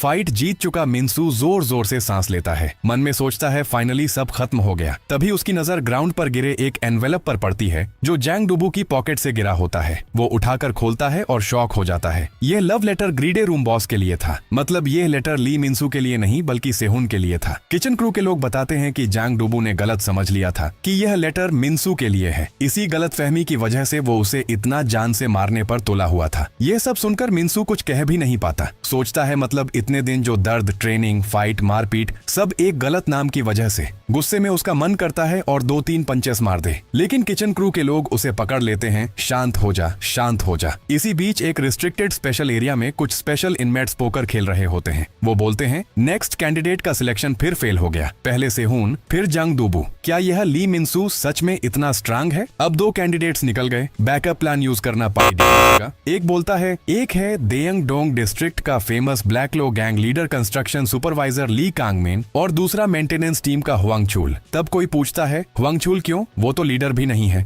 सबकी नजर येलो हेयर वाले बंदे पर जाती है। वो अब तक चुप था। फिर धीरे से बोलता है मुझे इंटरेस्ट नहीं था पर अब बातें सुनकर मजा आ रहा है। मैं ली मिन्सू को नॉमिनेट करता हूँ। यह येलो हेयर बंदा और कोई नहीं बल्कि लिम जीसू है जो इस वक्त गैंगू रिफॉर्मेशन सेंटर का नंबर 1 है। जैंग डुबू को हराने के बाद मिन्सू टेम्परेरी किचन क्रू लीडर बन जाता है और तब उसे समझ आता है कि जैंग डुबू रोज कैसे जिंदा था। यह लोग किचन में पूरे डिजास्टर हैं। कभी राइस एक्सप्लोड कर देते हैं, कभी अजीब फूड कॉम्बिनेशंस बना देते हैं और कभी तो इलेक्ट्रिक केटल सीधा स्टोव पर रख के फुल हीट पर चला देते हैं। मिन्सू बस चिल्लाता रहता है बंद करो, रुक जाओ। फिर सप्लाई डिलीवरी का दिन आता है। वही ब्लैक हेयर गर्ल जिसे मिन्सू ने ऑयल से बचाया था धीरे से उसके पास आती है। शर्मा से बोलती है उस दिन बचाने के लिए थैंक यू। मिन्सू ऑकवर्डली सर स्क्रैच करता है। ऑयल ज्यादा गर्म भी नहीं था, कोई बड़ी बात नहीं। तब लड़की का चेहरा लाल हो जाता है और वो एक लव लेटर उसके हाथ में दे देती है। मिन्सू पूछता है ये सेहुन के लिए है क्या? ये सुनते ही लड़की शर्म से भाग जाती है पर फिर पलट कर गुस्से में बोलती है तुम्हारे लिए है पागल। मिन्सू चेक करता है, नाम सच में उसका ही होता है। जो बंदा जिंदगी में कभी गर्लफ्रेंड नहीं बना पाया उसका चेहरा तुरंत टमाटर जैसा लाल हो जाता है। उसके दिमाग में एक हैप्पी फैमिली के सीन चलने लगते हैं। असल बात यह थी कि लड़की को मिन्सू पसंद सिर्फ ऑयल वाली इंसिडेंट की वजह से नहीं आया। उसने मिन्सू को पहले ही नोटिस कर लिया था। वो दिन जब मिन्सू ने सेहुन से फाइट की थी। वीक लोगों के लिए खड़े होना, जिम्मेदारी लेना और उसकी आंखों का बिल्कुल वाइल्ड हनी बैजर जैसा लुक, ये सब उसे बहुत अट्रैक्ट कर गया था। उस दिन के बाद से वो मिन्सू की टेंशन लेती रहती थी। आज फ्रेंड्स की हेल्प से उसने फाइनली कन्फेस कर दिया। उसे बस इतनी उम्मीद है कि नेक्स्ट टाइम मिलने पर मिन्सू उसे एक जवाब दे। रूम में लौटकर मिन्सू काफी देर तक लव लेटर को देख के बेवकूफों जैसी स्माइल करता रहता है। सीनियर रूममेट्स उसे देख के चिढ़ जाते हैं। हम यहाँ इतने टाइम से हैं और हमें एक भी गर्लफ्रेंड नहीं, तू बस एक लेटर मिलने पर इतना खुश हो रहा है। मिन्सू बोलता है हाँ मैं खुश हूँ। इससे पहले मुझे सिर्फ माँ के लेटर्स मिलते थे या फिर वह लेटर जो सेहुन के लिए था वो उन्हें भी लेटर दिखाने लगता है। उधर दूसरी तरफ वुकोंग वार्डन के ऑफिस पहुंचता है। Sergeant Wukong reporting. सुना है आप मुझे ढूंढ रहे थे। वार्डन बोलता है मुझे यहाँ आए 3 महीने हो गए हैं। मैंने सुना है तुमने आर्मी ऑफिसर एकेडमी का अर्ली एडमिशन बहुत फास्ट क्लियर किया है। सर्जेंट एग्जाम भी टॉप स्कोर से पास किया है। ऐसे टैलेंटेड बंदे का यहाँ आना मेरी किस्मत अच्छी है। वुकोंग लॉयल्टी दिखाता है। बोलता है मैं और मेहनत करूंगा कंट्री और आपके लिए। वो जानता है कि अगर वार्डन का ट्रस्ट मिल गया तो मिन्सू के पॉइंट्स बढ़ाने का रास्ता मिल जाएगा। तभी वार्डन थोड़ा सीरियस हो जाता है और बोलता है वैसे सीसीटीवी फुटेज में मैंने कुछ इंटरेस्टिंग देखा। तुम और ली मिन्सू थोड़े ज्यादा ही क्लोज लग रहे हो। तुम दोनों का कोई रिलेशन है क्या? अगर वुकोंग चाहता है कि मिन्सू करेक्शनल फैसिलिटी से बाहर निकले तो उसे यह सच छुपाना ही पड़ेगा कि वह दोनों भाई हैं। ऊपर से वुकोंग अडॉप्टेड है और किसी को भी नहीं पता कि वह दोनों रियल ब्रदर्स हैं। वार्डन का सवाल सुनते ही वुकोंग के दिमाग में डाउट आता है, कहीं उससे कुछ शक तो नहीं हो गया। पर चाहे कुछ भी हो वह सच बाहर नहीं आने दे सकता, किसी भी हाल में नहीं। वो एक्सक्यूज सोच ही रहा होता है। तभी वार्डन खुद बोल पड़ता है तुम दोनों का स्टूडेंट टीचर रिलेशन है ना? मैंने देखा था तुम ली मिन्सू को फाइट सिखा रहे थे, तभी तुमने मुझसे बेट लगाई थी। तुम्हें पता था तुम्हारा स्टूडेंट जीतेगा। लगता है तुम सिर्फ पढ़ाई में ही नहीं फाइट में भी काफी स्ट्रांग हो। ये सुनते ही वुकोंग चैन की सांस लेता है। वो कामली एक्सप्लेन करता है मिन्सू स्ट्रांग बनना चाहता था,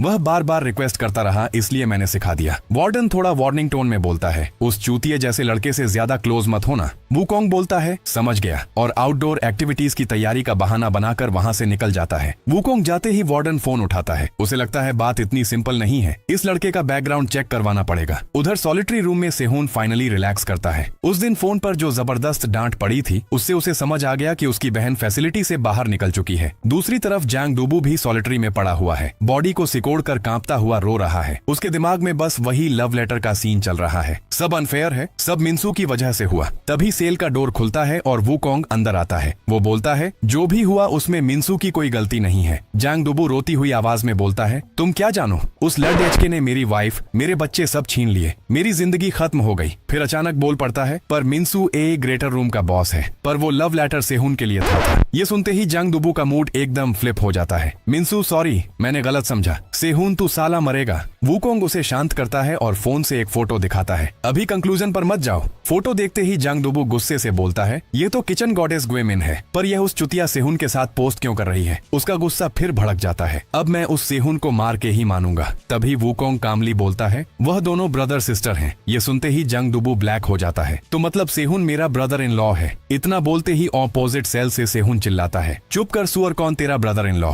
दोनों सेल से जबरदस्त बहस शुरू हो जाती है। एक साइड से बोलते हैं अपने भतीजे के बारे में सोचो, दूसरी साइड से और गंदी गालियां। यह देखकर वूकोंग फाइनली रिलैक्स करता है। सिचुएशन काफी हद तक हैंडल हो चुकी है। अब बस मिंसू को पॉइंट्स कलेक्ट करते रहना है। पर वूकोंग के लिए एक और चीज इंपॉर्टेंट है, इस करेक्शनल फैसिलिटी के डार्क सीक्रेट्स। वार्डन क्या छुपा रहा है। स्पेशल डिटेंशन ब्लॉक उसका एक बड़ा क्लू है। गार्ड होने के बाद भी वो एरिया अलाउड नहीं है, मतलब वहाँ कुछ सीरियस छुपा हुआ है। तभी कुछ गार्ड्स एक यंग इनमेट को उठाकर ले जाते हैं और वूकोंग नोटिस करता है अंदर एक बंदा है जो रेड प्रजनन यूनिफॉर्म पहने हुए है। उधर बाथरूम में मिंसू हाथ मुंह धो रहा होता है। सोप को देखकर बोलता है ये तो पहले से भी छोटा हो गया, इससे कैसे वॉश करूं। तभी पीछे से कोई उसके हाथ में शैम्पू की बोतल देता है। मिंसू कंफ्यूज हो जाता है। प्रजन में शैम्पू। वो साइड में खड़े आदमी से पूछता है तुम्हारे पास यह सब कैसे है, ऊपर से तुम्हारी यूनिफॉर्म रेड है और चेस्ट पर ग्रेड भी नहीं। आदमी मुस्कुराता है, नाम लिम जीसू, और बिना रुके मिंसू का नाम बोल देता है। मिंसू सरप्राइज होता है तुम मुझे कैसे जानते हो। अगले सेकंड लिम जीसू आगे झुकता है। मिंसू सोचता है अटैक होने वाला है, पर लिम जीसू सिर्फ उसके हेड पर थपकी देता है। साइज में तो छोटा है, 2 फाइट्स कैसे जीत ली। मिंसू बोलता है शैम्पू के लिए छोड़ रहा हूँ। तब लिम जीसू एक अजीब लाइन बोलता है इस बार मैं तुझे ढूंढने आया हूँ, नेक्स्ट टाइम तू मुझे ढूंढेगा। आसान नहीं होगा पर मैं वेट करूंगा। ये बोलकर वो कैजुअली चला जाता है। मिंसू वहीं खड़ा पूरा कंफ्यूज रह जाता है। सॉलिटरी में सेहुन और जंग डुबू की बहस खत्म हो जाती है। जंग डुबू पूछता है तू मिंसू से कैसे हार गया। सेहुन बोलता है मैं केयरलेस हो गया था, वह फुल प्लान के साथ आया था। जंग डुबू कहता है मेरे साथ भी सेम हुआ, मैं उसे लाइटली ले रहा था और कब ट्रैप में फंस गया पता ही नहीं चला। सेहुन बोलता है मतलब उन्होंने मिंसू को नोटिस कर लिया है। जंग डुबू हाँ में सिर हिलाता है। किचन क्रू से भी उसे टेस्ट करवाया। सेहुन ठंडे टोन में बोलता है हंसाओ मत, मैं ही कैंडिडेट बनूंगा, टॉप तक जाऊंगा और जो बेइज्जती हुई है उसका 100 गुना वापस दूंगा। 15 दिन बाद मिंसू किचन क्रू के काफी क्लोज हो जाता है। जैसे ही वह नूडल्स खाने जाता है सामने के लोग पीछे देखकर फ्रीज हो जाते हैं। मिंसू बोलता है तुम लोग खा क्यों नहीं रहे।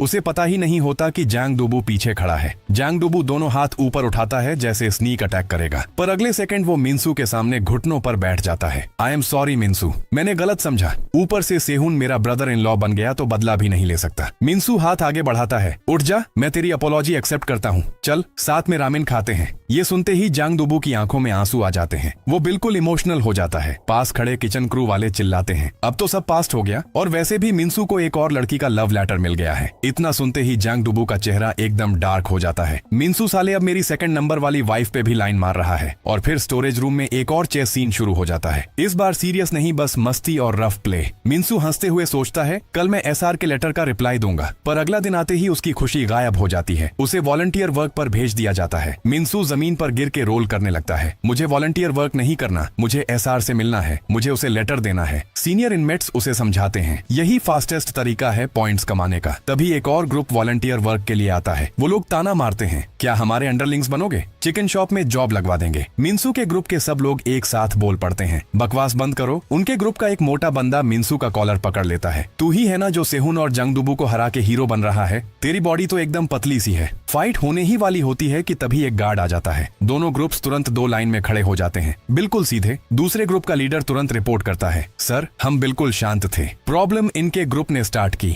बोल्ड सीनियर इनमेट मून जवाब देने ही वाला होता है। अगले सेकंड गार्ड का पंच सीधा उसके फेस पर पड़ता है। साले मुझे तो पहले से ही अनोइंग लगता था, तेरी शक्ल देख के पता चल रहा है तू चुतिया है। ये देखकर मिंसू कंफ्यूज हो जाता है, ये गार्ड हमारे बंदे को क्यों मार रहा है। तब उसकी नजर दूसरे ग्रुप के चेहरों पर पड़ती है, सब स्माइल रहे होते हैं। तब मिंसू समझ समझ जाता है यह गार्ड उनकी पार्टी का है। मून मार खाकर रहम की भीख मांगने लगता है। तभी वूकोंग टाइम पर आ जाता है। बस करो, हमें निकलना है। गार्ड हंसी के साथ बोलता है, बस थोड़ा ज्यादा हो गया, बच्चे ऑलमोस्ट लड़ रहे थे। यह बोलकर वह दूसरे ग्रुप को बस में चढ़ा देता है। वूकोंग मून से पूछता है, तू ठीक है, वॉलंटियर वर्क कर पाएगा? मून बोलता है, हाँ ठीक हूँ। वूकोंग मिन्सू की पीठ की तरफ देखकर बोलता है, तू गार्ड पे अटैक करने का सोच रहा था क्या? मिन्सू मुड़कर मुस्कुराता है, बिल्कुल नहीं। बस में चढ़ने के बाद मिन्सू मून से पूछता है, तुझे कुछ अजीब स्मेल आ रही है? वो पीछे देखता है, बैग से किसी ने अपने बदबू वाले पैर आगे फैला रखे होते हैं। मिन्सू बोलता है, पैर पीछे करो। उस ग्रुप का लीडर बोलता है, प्रॉब्लम है तो फाइट कर मेरे बंदे सेहुन को भी हरा देंगे। इतना बोलते ही बस में सेहुन चढ़ जाता है। वो बस चुपचाप खड़ा होता है और एक नजर घूर कर देखता है। जो बंदा अभी बड़ी बड़ी बातें कर रहा था उसका चेहरा सफेद पड़ जाता है। उसके बंदे तुरंत अपने पैर हटा लेते हैं। मिन्सू सोचता है आज ही सेहुन सॉलिटरी से बाहर आया है, लगता है आज वॉलंटियर वर्क फुल मस्ती होगा। बस नर्सिंग होम पहुंच जाती है। डायरेक्टर और स्टाफ गेट पर वेलकम करते हैं। वूकोंग पोलाइटली आगे बढ़कर डायरेक्टर से हाथ मिलाता है। उम्मीद है यह एक्टिविटी बच्चों में पॉजिटिव चेंज लाएगी। एक और गार्ड बोलता है, मैं फोटो लूंगा एल्डर्स की हेल्प करते हुए। आंटी उन बच्चों को ड्रिंक देती है। एक सिप लेते ही सब बोलते हैं, बहुत टाइम बाद कोला पिया। बिल्कुल बचपन का टेस्ट याद आ गया। आज का काम है ओल्ड एज होम के लोगों की केयर करना। यहाँ एक भी यंग बंदा नहीं है, इसलिए सब एल्डर्स कंप्लेन करते रहते हैं। तभी एक रूम सीनियर आगे इशारा करके चिल्लाता है, वहाँ एक यंग लड़की है। सेहुन उस डायरेक्शन में देखता है और शॉक हो जाता है। वो लड़की कोई और नहीं, उसकी बहन ग्वेमिन होती है। शॉक में वो कोला का कप ही क्रश कर देता है। ये यहाँ क्यों है? पहला टास्क होता है एल्डर्स के पैर धोना। एक गार्ड स्पेशली यह मोमेंट रिकॉर्ड करता है। मिन्सू एक ओल्ड पर्सन के पैर धोकर सर पकड़कर सांस लेता है। तभी कोई और आवाज देता है, बेटा मेरे भी पैर धो दो। मिन्सू सोचता है कोई और ओल्ड एज अंकल होगा, इसलिए मना नहीं करता। वो बोलता है, ग्रैंडपा ने बहुत सफर किया होगा, पैर में बहुत छाले हैं। जैसे ही वह ऊपर देखता है उसका दिमाग घूम जाता है। सामने कोई ओल्ड मैन नहीं बल्कि ली चा ग्रेड बी रूम का बॉस बैठा होता है। ली चा अपना गीला पैर मिन्सू के फेस पर रख देता है। साफ कर चुतिए हैं, ये देख सुन के मिन्सू का खून खौल उठता है, पर मून उसे जोर से पकड़ लेता है। शांत रह, गार्ड फोटो ले रहा है। ली चा अपने बंदे के साथ ताना मारते हुए बोलता है, यह बंदा तो फुल गुस्से में है, और बोलता है लगता है सेहुन और जंग दुबू कुछ खास नहीं थे। मिन्सू सब बर्दाश्त करता है। उसे पता है यह गार्ड ली चा की साइड का है, अभी कुछ किया तो बेइज्जती और बढ़ेगी। इस टाइम ग्विमिन एक एल्डरली आंटी को व्हील चेयर पर बाहर वॉक के लिए ले जा रही होती है। ग्रैंड माँ, उधर के फ्लावर्स कितने सुंदर हैं, थोड़ा यहीं बैठकर रेस्ट कर लेते हैं। यहीं रुकने की वजह यह भी होती है कि सेहुन भी उसे ढूंढता हुआ यहीं आ गया होता है। एल्डरली आंटी को पुश करते हुए GW मीन सेहुन से पूछती है, बाकी सब वॉलंटियर काम में बिजी हैं, तुम यहाँ क्या कर रहे हो? सेहुन बोलता है, मुझे सच में ओल्ड लोगों का काम करना है। आखिर मुझे करेक्शनल फैसिलिटी इसी वजह से भेजा गया था। उस पवर्ड ओल्ड अंकल को पीट दिया था ना? ग्विमिन शांत आवाज में बोलती है, हाँ गलती हम दोनों से हुई थी। हमें डायरेक्टली सेक्सुअल हरासमेंट रिपोर्ट करना चाहिए था। मारपीट की वजह से हम यहाँ आ गए। गलती उस ओल्ड अंकल की थी। सब एल्डरली लोग वैसे नहीं होते। ये कहकर वह बेंच पर थोड़ा पीछे लीन करती है। एक दिन हम भी ओल्ड हो जाएंगे, तब हम कैसे लोग बनेंगे? सेहुन पूछता है, क्या कहना चाह रही हो? ग्वेमिन आंटी को आगे ले जाते हुए बोलती है, जब तुम ओल्ड हो जाओगे तब तुम कैसे इंसान बनोगे? इस सवाल का जवाब अच्छे से सोचना। लंच का टाइम हो जाता है। हर इनमेट को एक मील मिलता है ताकि वह एल्डर्स को खिला सके। मिन्सू एक एल्डरली आंटी को खिला रहा होता है। तभी पास से रोने की आवाज आती है। वो मुड़कर देखता है, लीचा खुद भी ग्रीडीली खा रहा होता है और फूड से एक एल्डरली आंटी को छेड़ रहा होता है। मिन्सू गुस्से में चिल्लाता है, ये क्या कर रहा है? पर बोलते ही एक बाउल सूप का सीधा मिन्सू के सर पर गिरता है। लीचा के अंडरलिंग्स अकड़ के बोलते हैं, ऊप्स गलती से गिर गया।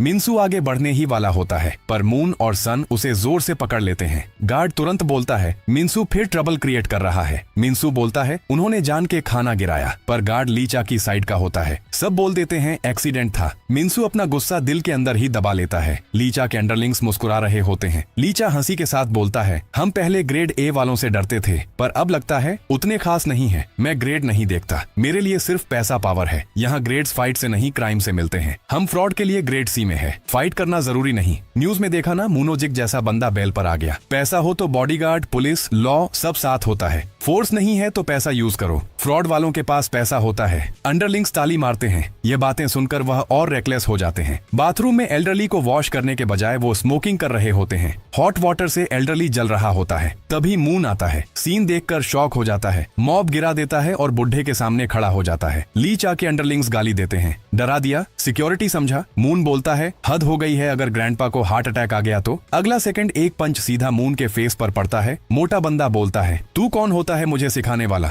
बाकी हंस रहे होते हैं। मून बिना बोले वापस फाइट करता है। आओ सालो। जब मिन्सू और सन वहाँ पहुँचते हैं, मून जमीन पर बेहोश पड़ा होता है। मिन्सू वुकोंग को ढूंढने जाता है। उसे लगता है वुकोंग बदला लेने का मौका बना सकता है, पर वुकोंग बोलता है हम फैसिलिटी के बाहर है, यहाँ फाइट हुई तो बड़ा इशू होगा। मिन्सू निराश होकर मुड़ जाता है। तभी एक आवाज रोक लेती है। गार्ड जीजी आ जाता है। मिन्सू क्या तुमने साजन वुकोंग को हंग बोला? दोनों फ्रीज हो जाते हैं। जीजी बोलता है मुझे काफी टाइम से अजीब लग रहा था। साजन वुकोंग तुमसे फैमिली जैसे बिहेव करता है, तुम्हारा रिलेशन क्या है? वुकोंग जवाब देने ही वाला होता है कि सेहुन आकर चिल्लाता है हंग मैं तुम्हें हर जगह ढूंढ रहा था, वो लोग फिर ट्रबल कर रहे हैं। जीजी कंफ्यूज हो जाता है। वुकोंग बोलता है शायद मैं ज्यादा फ्रेंडली हो गया हूँ। जीजी वार्निंग देता है ये जगह फ्रेंड्स गैंग बनती जा रही है, इस बार छोड़ रहा हूँ, पर दोबारा ज्यादा क्लोज हुए तो रिपोर्ट कर दूंगा। वो चला जाता है। वुकोंग का दिल थोड़ा शांत होता है, पर उसे पता होता है यह सिर्फ टाइम की बात है। मिन्सू सेहुन के चेस्ट पर हल्का पंच करता है। थैंक्स। सेहुन वापस पंच करता है। गलत मत समझ, मैं मदद नहीं कर रहा। दोनों फिर भिड़ने ही वाले होते हैं। तब वुकोंग दोनों को पकड़ लेता है। बस करो। मिन्सू दुखी आवाज में बोलता है हंग सच में मदद नहीं करोगे, उन्होंने हद पार कर दी। वुकोंग उंगली दिखाकर डांटता है अभी अभी ऑलमोस्ट पकड़े जाने वाले थे और फिर भी ऐसी बातें कर रहे हो, क्या तुम सच में पूरी जिंदगी यहीं सड़ना चाहते हो? ये कहकर वो सेहुन को आर्डर देता है अब से तुम मिन्सू पर नजर रखोगे। सेहुन मना करना चाहता है, पर जब सुनता है कि मना करने पर डबल ट्रेनिंग मिलेगी तो चुपचाप हाँ बोल देता है। बाद में स्टाफ के इंस्ट्रक्शन पर सबको पैरालाइज्ड एल्डरली लोगों के डायपर्स चेंज करने का काम मिलता है। काफी लोगों के डायपर्स चेंज करने के बाद जब मिन्सू नेक्स्ट के लिए जाता है तो देखता है डायपर बैग बिल्कुल खाली है। पीछे मुड़कर देखता है लीचा और उसके अंडरलिंग्स सारे डायपर्स पहनकर अपने आप को आर्मर बना चुके होते हैं। लीचा चिल्लाता है डायपर स्क्वाड रेडी, आज ग्रेड ए के लूजर के साथ वॉर होगा। मिन्सू गुस्सा होकर आगे बढ़ता है, पर सेहुन उसे रोक लेता है। फाइट मत करो, वुकोंग ने बोला है शांत रहने को। मिन्सू गहरी सांस लेता है। मैं ऐसी बेइज्जती इग्नोर नहीं कर सकता। लीचा फिर भी बच्चों जैसी हरकतें करता रहता है। हमने तो एक शैतान भी पकड़ा है दुनिया बचाने के लिए, और जिस शैतान की बात कर रहा होता है वह मून होता है। चेयर से बंधा हुआ, सिर पर डायपर चढ़ा हुआ, सिर्फ नाक बाहर। यह देखकर मिन्सू का गुस्सा पीक पर पहुंच जाता है। तुम्हारी हिम्मत कैसे हुई? सेहुन उसके सिर पर एक टैप करता है। Calm down. पर मिन्सू दहाड़ता है। मुझे रोका तो पहले तुमसे फाइट होगी। सेहुन सामने इशारा करता है। फाइट करनी है? उधर देखो। लीचा गार्ड को कंप्लेन कर रहा होता है। मिन्सू और उसकी टीम ट्रबल कर रही है। गार्ड जीजी तुरंत वार्निंग देता है और प्रॉब्लम क्रिएट की तो वापस जाकर डिसिप्लिनरी ट्रेनिंग मिलेगी। वुकोंग को इन्वॉल्व नहीं करना चाहते हुए मिन्सू चुप रहने का डिसीजन लेता है। दोपहर में लीचा के अंडरलिंग्स बाहर स्मोक कर रहे होते हैं। मोटा बंदा अपने लीडर लीचा से बोलता है हम कब तक अंडरलिंग बने रहेंगे? जो जब भी बोलता है उसका मुंह तोड़ने का मन करता है। हम सिर्फ पैसों के लिए साथ दे रहे हैं। लीचा बोलता है बस थोड़ा टाइम, अभी ग्रेड सी के साथ रहकर आराम से जी रहे हैं, मौका आया तो ऊपर चढ़ जाएंगे, उस जगह तक जहां सिर्फ रियल स्ट्रॉन्ग लोग होते हैं। रेड यूनिफॉर्म एरिया, वही नेक्स्ट कैंडिडेट सिलेक्ट होने वाला है। एक अंडरलिंग पूछता है पर सेहुन तो मिन्सू से हार गया था ना? लीचा हंसी के साथ बोलता है शायद बस अफवाह हो। मिन्सू को देख के लगता है पूरा वीक है, पर मेरा टारगेट है सेहुन को बुरी तरह हराना। मिन्सू सोच चुका होता है अब इंड्योर करने का टाइम है। रूम के इश्यू सॉल्व करने के लिए वो वुकोंग को ड्रैग नहीं करेगा। इसी बीच दो लोग जानबूझकर उसे गिरा देते हैं। जमीन पर पड़े मिन्सू पर उंगली दिखाकर हंसते हैं। उस पल मिन्सू का गुस्सा लिमिट तोड़ देता है। तुम लोग आज मरोगे। पर हर बार जैसे कोई उसे रोक लेता है। पास ही खड़ी सेमिन उसे एक हैंडकरचीफ देती है। गुड थिंग तुम ठीक हो, तुम वुकोंग जैसे हो, ऐसी बातों पर रोते नहीं। मिन्सू पूछता है तुम मेरे हंग को जानती हो? सेमिन मुस्कुराते हुए उसका चेहरा साफ करती है। यह सीक्रेट है। पर मिन्सू उसका नेम टैग देख लेता है। गा सेमिन। जाते जाते वह बोलती है मेरे भाई का ध्यान रखना। उसके जाने के बाद मिन्सू सब जोड़ता है। गा सेमिन गा सेहुन की सिस्टर है। उसी मोमेंट ग्रेड सी से डील करने का आइडिया आ जाता है। वो क्लासरूम जाकर सेहुन को एक चपेड़ मारता है। ये पहले वाले हिट का बदला 1-on-1 सेटल करें। सेहुन सर झुकाकर बोलता है भूल जा, पर अंदर ही अंदर वह भी ग्रेड सी वालों को पीटना चाहता है। उधर रूफ टॉप पर गिये सेमिन वुकोंग का इंतजार कर रही होती है। वुकोंग उसके सिर पर ड्रिंक रख देता है। सॉरी भारी है। सेमिन बोलती है तुम्हारी वजह से मैं सेहुन से मिल पाई, फैमिली होने के नाते थैंक्स बोलना था। वुकोंग कहता है तुम भी तो मेरी मदद कर रही हो। सेमिन हंसी के साथ बोलती है तुम लोगों को पंच करने का टैलेंट रखते हो। दोनों मुस्कुरा देते हैं। वुकोंग रेड यूनिफॉर्म एरिया के बारे में पूछता है। सेमिन का एक्सप्रेशन देखकर लगता है उसे भी ज्यादा पता नहीं। वुकोंग कहता है मुझे वापस जाना होगा, नहीं तो मिन्सू फिर कुछ कर देगा। सेमिन बोलती है चिंता मत करो, मैंने सेहुन को बोला है उस पर नजर रखने को।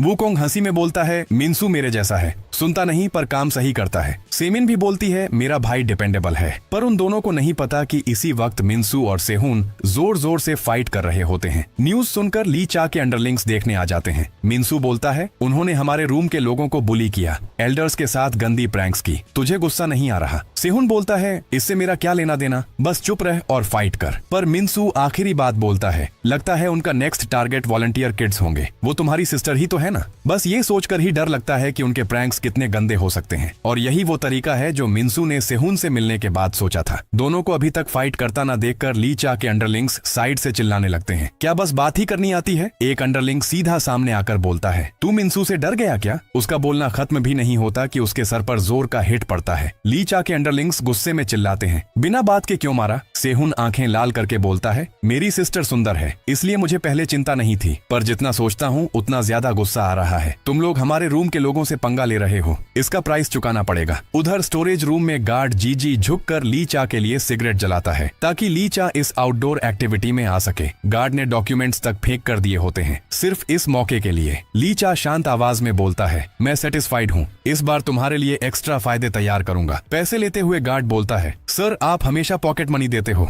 थैंक्स मुझे बोलना चाहिए। ली चा आगे बोलता है, जब मैं एरिया कंट्रोल कर लूंगा और कंस्ट्रक्शन क्रूज रिक्रूट करूंगा तुम्हें और फायदा मिलेगा। फिर बोलता है, स्पेशल डिटेंशन ब्लॉक वालों से कांटेक्ट का जुगाड़ करो, मैं खुद उनसे मिलने जाऊंगा। ये सुनते ही गार्ड का चेहरा सफेद पड़ जाता है। वो वार्डन खुद हैंडल करता है, उसमें गुस्से और कुछ गड़बड़ हुई तो हम सीधे खत्म। तभी एक अंडरलिंग भागता हुआ आता है, सेहुन हमारे लोगों को मार रहा है। गार्ड गुस्से में बोलता है, मैंने पहले ही वार्न किया था फाइट मत करो, पर ली चा उसे रोक देता है, अभी नहीं, उनको थोड़ा सबक सिखाने दो। पाक टीजो को साथ लेकर वह बैटल फील्ड की तरफ बढ़ते हैं। यह सब सिमिन कोने से छुप कर देख लेती है। दूसरी तरफ मिनसू खुश होकर चीयर कर रहा होता है क्योंकि वुकोंग ने सेहुन को उस पर नजर रखने को बोला था और मिनसू उसका उल्टा यूज कर रहा है, सेहुन का ट्रिगर यूज करके अपने दुश्मन खत्म करना। इसे तीन लोग जो पिट चुके होते हैं समझ जाते हैं कि अब कुछ करना पड़ेगा। सेहुन के दिमाग में सिस्टर के साथ प्रैंक का ख्याल आते ही गुस्सा भर जाता है। इस बार स्ट्रेटजी क्लियर होती है। दो एवरेज बॉडी वाले सेहुन को पकड़ते हैं और मोटा बंदा सीधा अटैक करता है। साइड से देख रहा मिनसू अब बीच में घुसने का डिसीजन लेता है। मैं फाइट करना नहीं चाहता था, पर जब इतना बुला रहे हो, सेहुन बोलता है, मैंने कुछ नहीं बोला। पर तब तक सेहुन वॉल के पास पुश हो चुका होता है। मोटे बंदे का पंच तुरंत आता है, पर इस बार वॉल ट्रिक काम नहीं करेगी। ये पहले वाला सेहुन नहीं है। मिनसू सोचता है ये वुकोंग के साथ ट्रेनिंग के बाद स्ट्रांग हो गया है, पर मैं भी अब यह बुली होने वाला वीक बॉय नहीं रहा। सेहुन बोलता है, मेरा रास्ता मत रोक। मिनसू बोलता है, तू मुझे नीचे मत खींच, ये फाइट तो काफी इजी लग रही है। मिनसू बोलता है, तू इन लोगों से लगभग हार ही गया था। सेहुन गुस्से में बोलता है, मैं हारने वाला नहीं था। मिनसू पलटकर बोलता है, तू अपनी सिस्टर पे ही अटका रहता है, मुझसे ऐसे बात करने की हिम्मत कैसे। सेहुन पूछता है, फाइट करेगा। तब तक बाकी सब जमीन पर पड़े होते हैं। दोनों आपस में ग्रैपल करने लगते हैं। रीमैच शुरू होने ही वाली होती है। तभी पाक टीजो एंट्री लेता है, एक किक में मिनसू को दूर उड़ा देता है। टीजो सेहुन को देखकर बोलता है, तू पहले कैंडिडेट था ना, आजा 1-on-1। मिनसू गुस्से में बोलता है, तू कौन होता है बीच में आने वाला। टीजो उस किक को इग्नोर करते हुए वापस स्ट्राइक करता है। देखना है तू कितना झेल सकता है। मिनसू का शरीर कांप रहा होता है जब वह उठने की कोशिश करता है। ली चा उसके सामने आकर बोलता है, great boss Minsu, last offer देता हूँ, मुझे ग्रेड ए कंट्रोल करने दे। रेड यूनिफॉर्म मिलने के बाद मैं तुम्हें कभी बुरा ट्रीट नहीं करूंगा। मिनसू सोचता है, रेड यूनिफॉर्म, ये तो शायद वही बंदा है जिसने शैम्पू दिया था, पर इसका मतलब क्या। मिनसू सीधा बोलता है, निकल यहाँ से, एल्डर्स को बुली करना और हमारे लोगों को दबाना, मैं यह बर्दाश्त नहीं करूंगा। उसकी बात खत्म होते ही उसके सर पर ब्लैक बैग चढ़ा दिया जाता है। अंधेरा छा जाता है। ली चा उसके सर पर किक करता है, सुन, मैं अभी भी शांति से बोल रहा हूँ, मुझे ग्रेड ए इसलिए चाहिए क्योंकि मुझे स्ट्रॉन्ग अंडरलिंग चाहिए सेहुन जैसा। वैसे मेरी नजर में टीजो सेहुन से ज्यादा स्ट्रॉन्ग है। टीजो का प्रिजन ग्रेड डी है, पर उसकी रो स्ट्रेंथ ग्रेड ए लेवल की है। सेहुन फाइट करते हुए समझ जाता है, पावर लगभग सेम है, पर टीजो की स्टेमिना बहुत ज्यादा है। टीजो जानबूझकर हिट्स झेलता है, फिर काउंटर करता है। अगर ऐसा चलता रहा तो सेहुन पक्का हारेगा। उसे याद आता है वुकोंग ने क्या बोला था, तुम्हारी रीच और टेक्निक तुम्हारी स्ट्रेंथ है। तो हार क्यों हुआ? क्योंकि वही तुम्हारा सिर्फ एक एडवांटेज था। जब अपोनेंट के पास रीच, पावर और स्टेमिना हो तो तुम कैसे फाइट करोगे। इसलिए मैं तुम्हें एक नया स्टाइल सिखाऊंगा, तुम्हारा अपना, जो तुम्हें पूरी तरह से बदल देगा। सेहुन खुद को संभाल कर खड़ा होता है। टीजो मजाक उड़ाता है, जमीन पर ही रह, तू और मैं सेम लेवल के नहीं हैं। सेहुन दांत पीस कर बोलता है, मैं तुझे दिखाता हूँ लेवल का असली फर्क। ये कहकर वो तेज स्टेप के साथ आगे बढ़ता है। टीजो हंसते हुए चिल्लाता है, बस यही देखना था, अपनी पूरी पावर दिखा, तभी तुझे हराने में मजा आएगा, पर सिर्फ ब्लॉक ही करेगा। थोड़ा बोरिंग नहीं हो गया? सेहुन भी समझ चुका था कि सिर्फ ब्लॉक करता रहना काम नहीं आएगा। वुकोंग ने ट्रेनिंग के वक्त उससे क्लियरली बोला था, सिर्फ ब्लॉक करते रहोगे तो मूवमेंट स्लो हो जाएगी। जैसे ही हाथ नीचे गिरे ओपोनेंट तुरंत गैप तोड़ देगा। ब्लॉक करते हुए ऑब्जर्व करना सीखो, सिर्फ काउंटर का मत सोचो, ओपोनेंट को पढ़ने की कोशिश करो। अब इसी मोमेंट पर सेहुन ओपोनेंट की मूवमेंट्स पकड़ने लगता है। टीजो के शोल्डर्स ऊपर उठते हैं, इसका मतलब स्ट्रॉन्ग पंच आने वाला है। जितना ज्यादा वो ऑब्जर्व करता है उतना ही सब क्लियर होता जाता है। पंच का पैटर्न, स्पीड और पंच के बाद हाथ वापस खींचने का टाइमिंग सब कुछ उसके दिमाग में बैठ चुका होता है। काउंटर का सही मोमेंट आ चुका था। टीजो एक पंच लगाता है और बोलता है, बस इतना ही है तेरे पास। पर अगले ही सेकंड पूरी सिचुएशन पलट जाती है। अब टीजो के हर अटैक को सेहुन इजीली साइड हटा देता है और सेहुन के हर काउंटर सीधा लगता है। सेहुन समझ जाता है अगर टीजो ऐसे ही वाइल्ड पंचेस मारता रहा तो थोड़ी देर में वह थक जाएगा, बिल्कुल वैसे ही जैसे मिन्सू के साथ फाइट में हुआ था। मैं कितना बेवकूफ था। अब उसे समझ आता है कि वह मिन्सू से क्यों हारा था और यह भी समझ आता है कि वुकोंग कितना डेंजरस है। सिर्फ ऑब्जर्व करना सिखाकर उसने उसे इतना स्ट्रांग बना दिया। थोड़ी ही देर में सेहुन टीजो को गिरा देता है पर उसके चेहरे पर कोई एक्साइटमेंट नहीं होती। इस लेवल के अपोनेंट के साथ ही इतनी मुश्किल हुई तो लिम जीसू तक पहुंचना अभी काफी दूर है। सेहुन इधर उधर देखता है, मिन्सू कहाँ गया? तब उसकी नजर पड़ती है लीचा मिन्सू के सर पर ब्लैक बैग चढ़ाकर उसे लगातार पंचेस मार रहा होता है। लीचा गुस्से में बोलता है, इतना हो गया फिर भी नहीं मानता,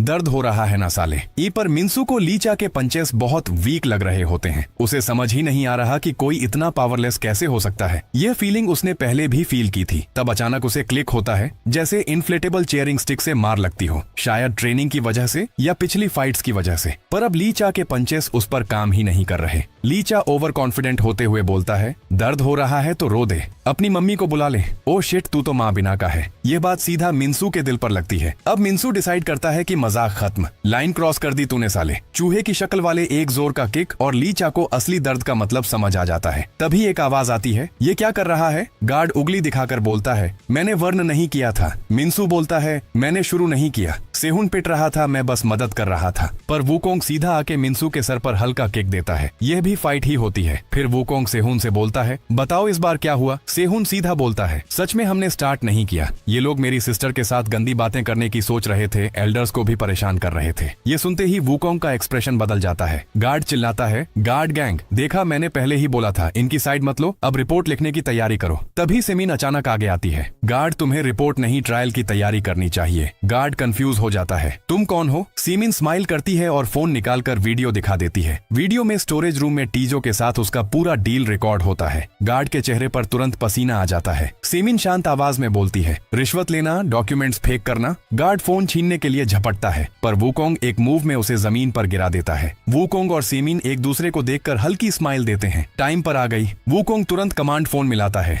कॉल लगते ही गार्ड घबराकर बोल देता है, सिर्फ मैं नहीं, रेड यूनिफॉर्म वालों को हैंडल करने वाले गार्ड्स और भी ज्यादा रिश्वत लेते हैं। Red uniform. वुकोंग एक सेकंड के लिए फ्रीज हो जाता है। इंक्वायरी के दौरान वो बात को घुमा देता है, कहता है बस रिटर्न शेड्यूल बता रहा था। कॉल कट जाती है। गार्ड चैन की सांस लेता है। वुकोंग शांत बोलता है, इस बार छोड़ रहा हूँ पर एक शर्त पर, मुझे रेड प्रेजेंट यूनिफॉर्म के बारे में सब कुछ डिटेल में बताना होगा। वुकोंग कंफ्यूज होता है, यह जगह रिफॉर्म के लिए नहीं है क्या? गार्ड धीरे से बोलता है, सब लोग रिफॉर्म होने लायक नहीं होते, उन्हें बाहर छोड़ दिया तो पॉलिटिकल प्रॉब्लम हो जाती है। रेड यूनिफॉर्म वाले इसलिए होते हैं ताकि कोई आसानी से बाहर ना जा सके। वुकोंग शॉक में बोलता है, तो पॉइंट सिस्टम का क्या मतलब? गार्ड हंसकर बोलता है, तुम अभी भी नौसीखिए हो, क्या तुमने किसी को प्रॉपर तरीके से यहाँ से निकलते देखा है? जो निकलने के करीब होता है उसे ये लोग हैंडल करते हैं। ली मिन्सू वॉलंटियर वर्क से लौटकर अब सिर्फ 50 पॉइंट्स दूर है रिलीज से। गार्ड्स अभी भी वैसे ही ब्रूटल है। फाइट्स रोज होती रहती है पर ग्रेट सी रूम वाले अब मिन्सू से पंगा नहीं लेते। मिन्सू अब सिर्फ एक चीज को लेकर एंशियस है, नेक्स्ट सप्लाई दो पर उसे एसआर के कन्फेशन का जवाब देना है। एक दिन वुकोंग उसे वेयर हाउस क्लीन करने के लिए लाता है पर जगह पहले से क्लीन होती है। सेहुन भी वहाँ ट्रेनिंग कर रहा होता है। मिन्सू कंफ्यूज होता है, यहाँ तो सब साफ है, फिर मुझे यहाँ क्यों लाया? जवाब देने से पहले ही वुकोंग उसके हाथ में हैंडकफ्स लगा देता है। मिन्सू और ज्यादा कंफ्यूज हो जाता है। वुकोंग शांत आवाज में बोलता है, बस खड़ा रह। फिर वुकोंग एक बॉक्स से टेनिस बॉल्स निकालता है और बोलता है, ली मिन्सू को ट्रेन करने का तरीका मिल गया, अब से ली मिन्सू के हाथ बंद रहेंगे। उसका काम सिर्फ एक होगा, जो बॉल्स मैं फेंकूंगा उनसे बचना। और एक बात याद रख, हर बॉल पिछली वाली से ज्यादा फास्ट होगी। पहली बॉल मिन्सू लक से साइड हटा लेता है पर दूसरी बॉल सीधा उसे जगा देती है। यही चीज ली मिन्सू में कमी है, डेंजर और सडन चेंज पर इंस्टिंक्ट से रिएक्ट करना। मिन्सू कंफ्यूज हो जाता है, इंस्टिंक्ट मतलब क्या? मैंने सेहुन और जांग दुबू को हरा दिया तो ट्रेनिंग की क्या जरूरत? वुकोंग सीधा पूछता है, क्या तूने दोनों फाइट्स फेयर तरीके से जीती थी? तुम तीनों का फाइटिंग स्टाइल सिर्फ एक डायरेक्शन का था, तुमने बस उनकी वीकनेस का फायदा उठाया। अगर सेहुन पहले से प्रिपेयर्ड होता तो तू जीत ही नहीं पाता। और अगर तूने लेग स्ट्रेंथ बिल्ड ना की होती तो जांग डुबू को कैसे हराता। अब सेहुन बेसिक कॉम्बैट टेक्निक सीख रहा है, इसलिए वुकोंग चाहता है ली मिनसू भी प्रॉपर ट्रेनिंग करे। वुकोंग को फाइटिंग पसंद नहीं, पर यह जगह बहुत डेंजरस है। रेड प्रजन यूनिफॉर्म्स के बारे में जानने के बाद उसे समझ आ गया है मिनसू को स्ट्रांग बनाना ही पड़ेगा, वरना सेफ रिलीज पॉसिबल नहीं। दूसरी तरफ कंस्ट्रक्शन सुपरवाइजर ली कांगमिन ग्रेड सी 2 रूम बॉस ली चा के साथ बैठकर बात कर रहा है। ली चा बोलता है, यह जेल बाहर की सोसाइटी जैसी ही है, पैसे से इनमेट्स और गार्ड्स दोनों कंट्रोल होते हैं। वो ली कैंगमिन को अपनी टीम ज्वाइन करने का ऑफर देता है। प्लान ये है रेड यूनिफॉर्म वाले स्पेशल डिटेंशन ब्लॉक से डील करना। अगर ली कैंगमिन एग्री करता है तो उसे 20% प्रॉफिट मिलेगा, और अगर ली कैंगमिन रेड यूनिफॉर्म पहनना चाहे तो ली चा वो भी हैंडल कर देगा। पर ली कैंगमिन का जवाब ली चो को शॉक कर देता है। प्लान अच्छा है, पर वीक लोगों के साथ काम करना मेरी रेपुटेशन खराब करेगा।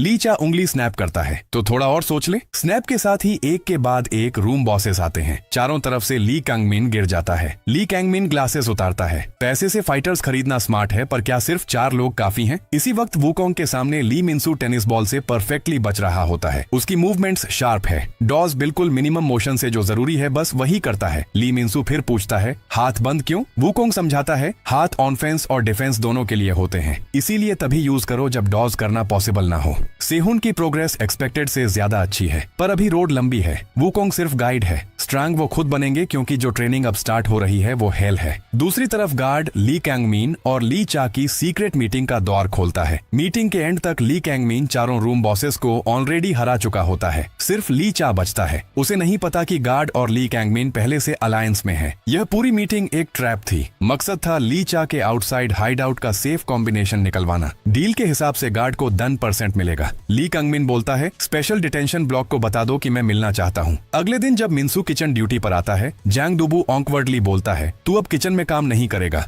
गार्ड साइड से एक्सप्लेन करता है, किचन क्रू फुल हो चुकी है, कंस्ट्रक्शन क्रू में ओपनिंग है। मजबूरी में ली मिनसू को हाँ कहनी पड़ती है। दूर से जांग डुबू उन दोनों को जाते हुए देखता है। दिल में बस एक ही बात, ली मिनसू सेफ रहना, क्योंकि किचन क्रू से हटना और सीधा कंस्ट्रक्शन क्रू में जाना सिर्फ कोइंसिडेंस नहीं था, यह सब किसी के प्लान का हिस्सा था। थोड़ी देर बाद ली मिनसू कंस्ट्रक्शन साइट पर पहुंचता है। सुपरवाइजर ली कैंगमिन सामने आता है। फ्रेंडली रहो, हमारे नए हेल्पर को डराना मत। वह खुद ली मिनसू को ग्लव्स देता है। मैं हूँ ली कैंगमिन, मशीनन्स के साथ सावधानी से काम करना। इस मोमेंट पर ली मिनसू को लगता है सुपरवाइजर काम है, फ्रेंडली है, बिल्कुल जांग डुबू जैसा नहीं। पर मिनसू नहीं जानता कि अंधेरे में ली कैंगमिन की आंखें उसे भूखे भेदिये की तरह देख रही हैं। इसी बीच बैकडोर मैनिपुलेशन से स्पेशल डिटेंशन ब्लॉक से एक रेड प्रजनन यूनिफॉर्म इनमेट बाहर आता है। वह एक लड़की है, पार्क हेयोन। वह ली कैंगमिन के रूम में घुस जाती है। पार्क हेयोन हंसी में बोलती है, क्या क्यूट गैंगस्टर प्ले चल रहा है। ली कैंगमिन कामली बोलता है, जब तक मैं सिग्नल ना दूं ये लोग कुछ नहीं देखेंगे। पार्क हेयोन बोलती है, कैंडिडेट्स अभी भी 3 ही हैं। फर्स्ट तुम ली कैंगमिन, सेकंड मेंटेनेंस टीम का हुआंग चूल,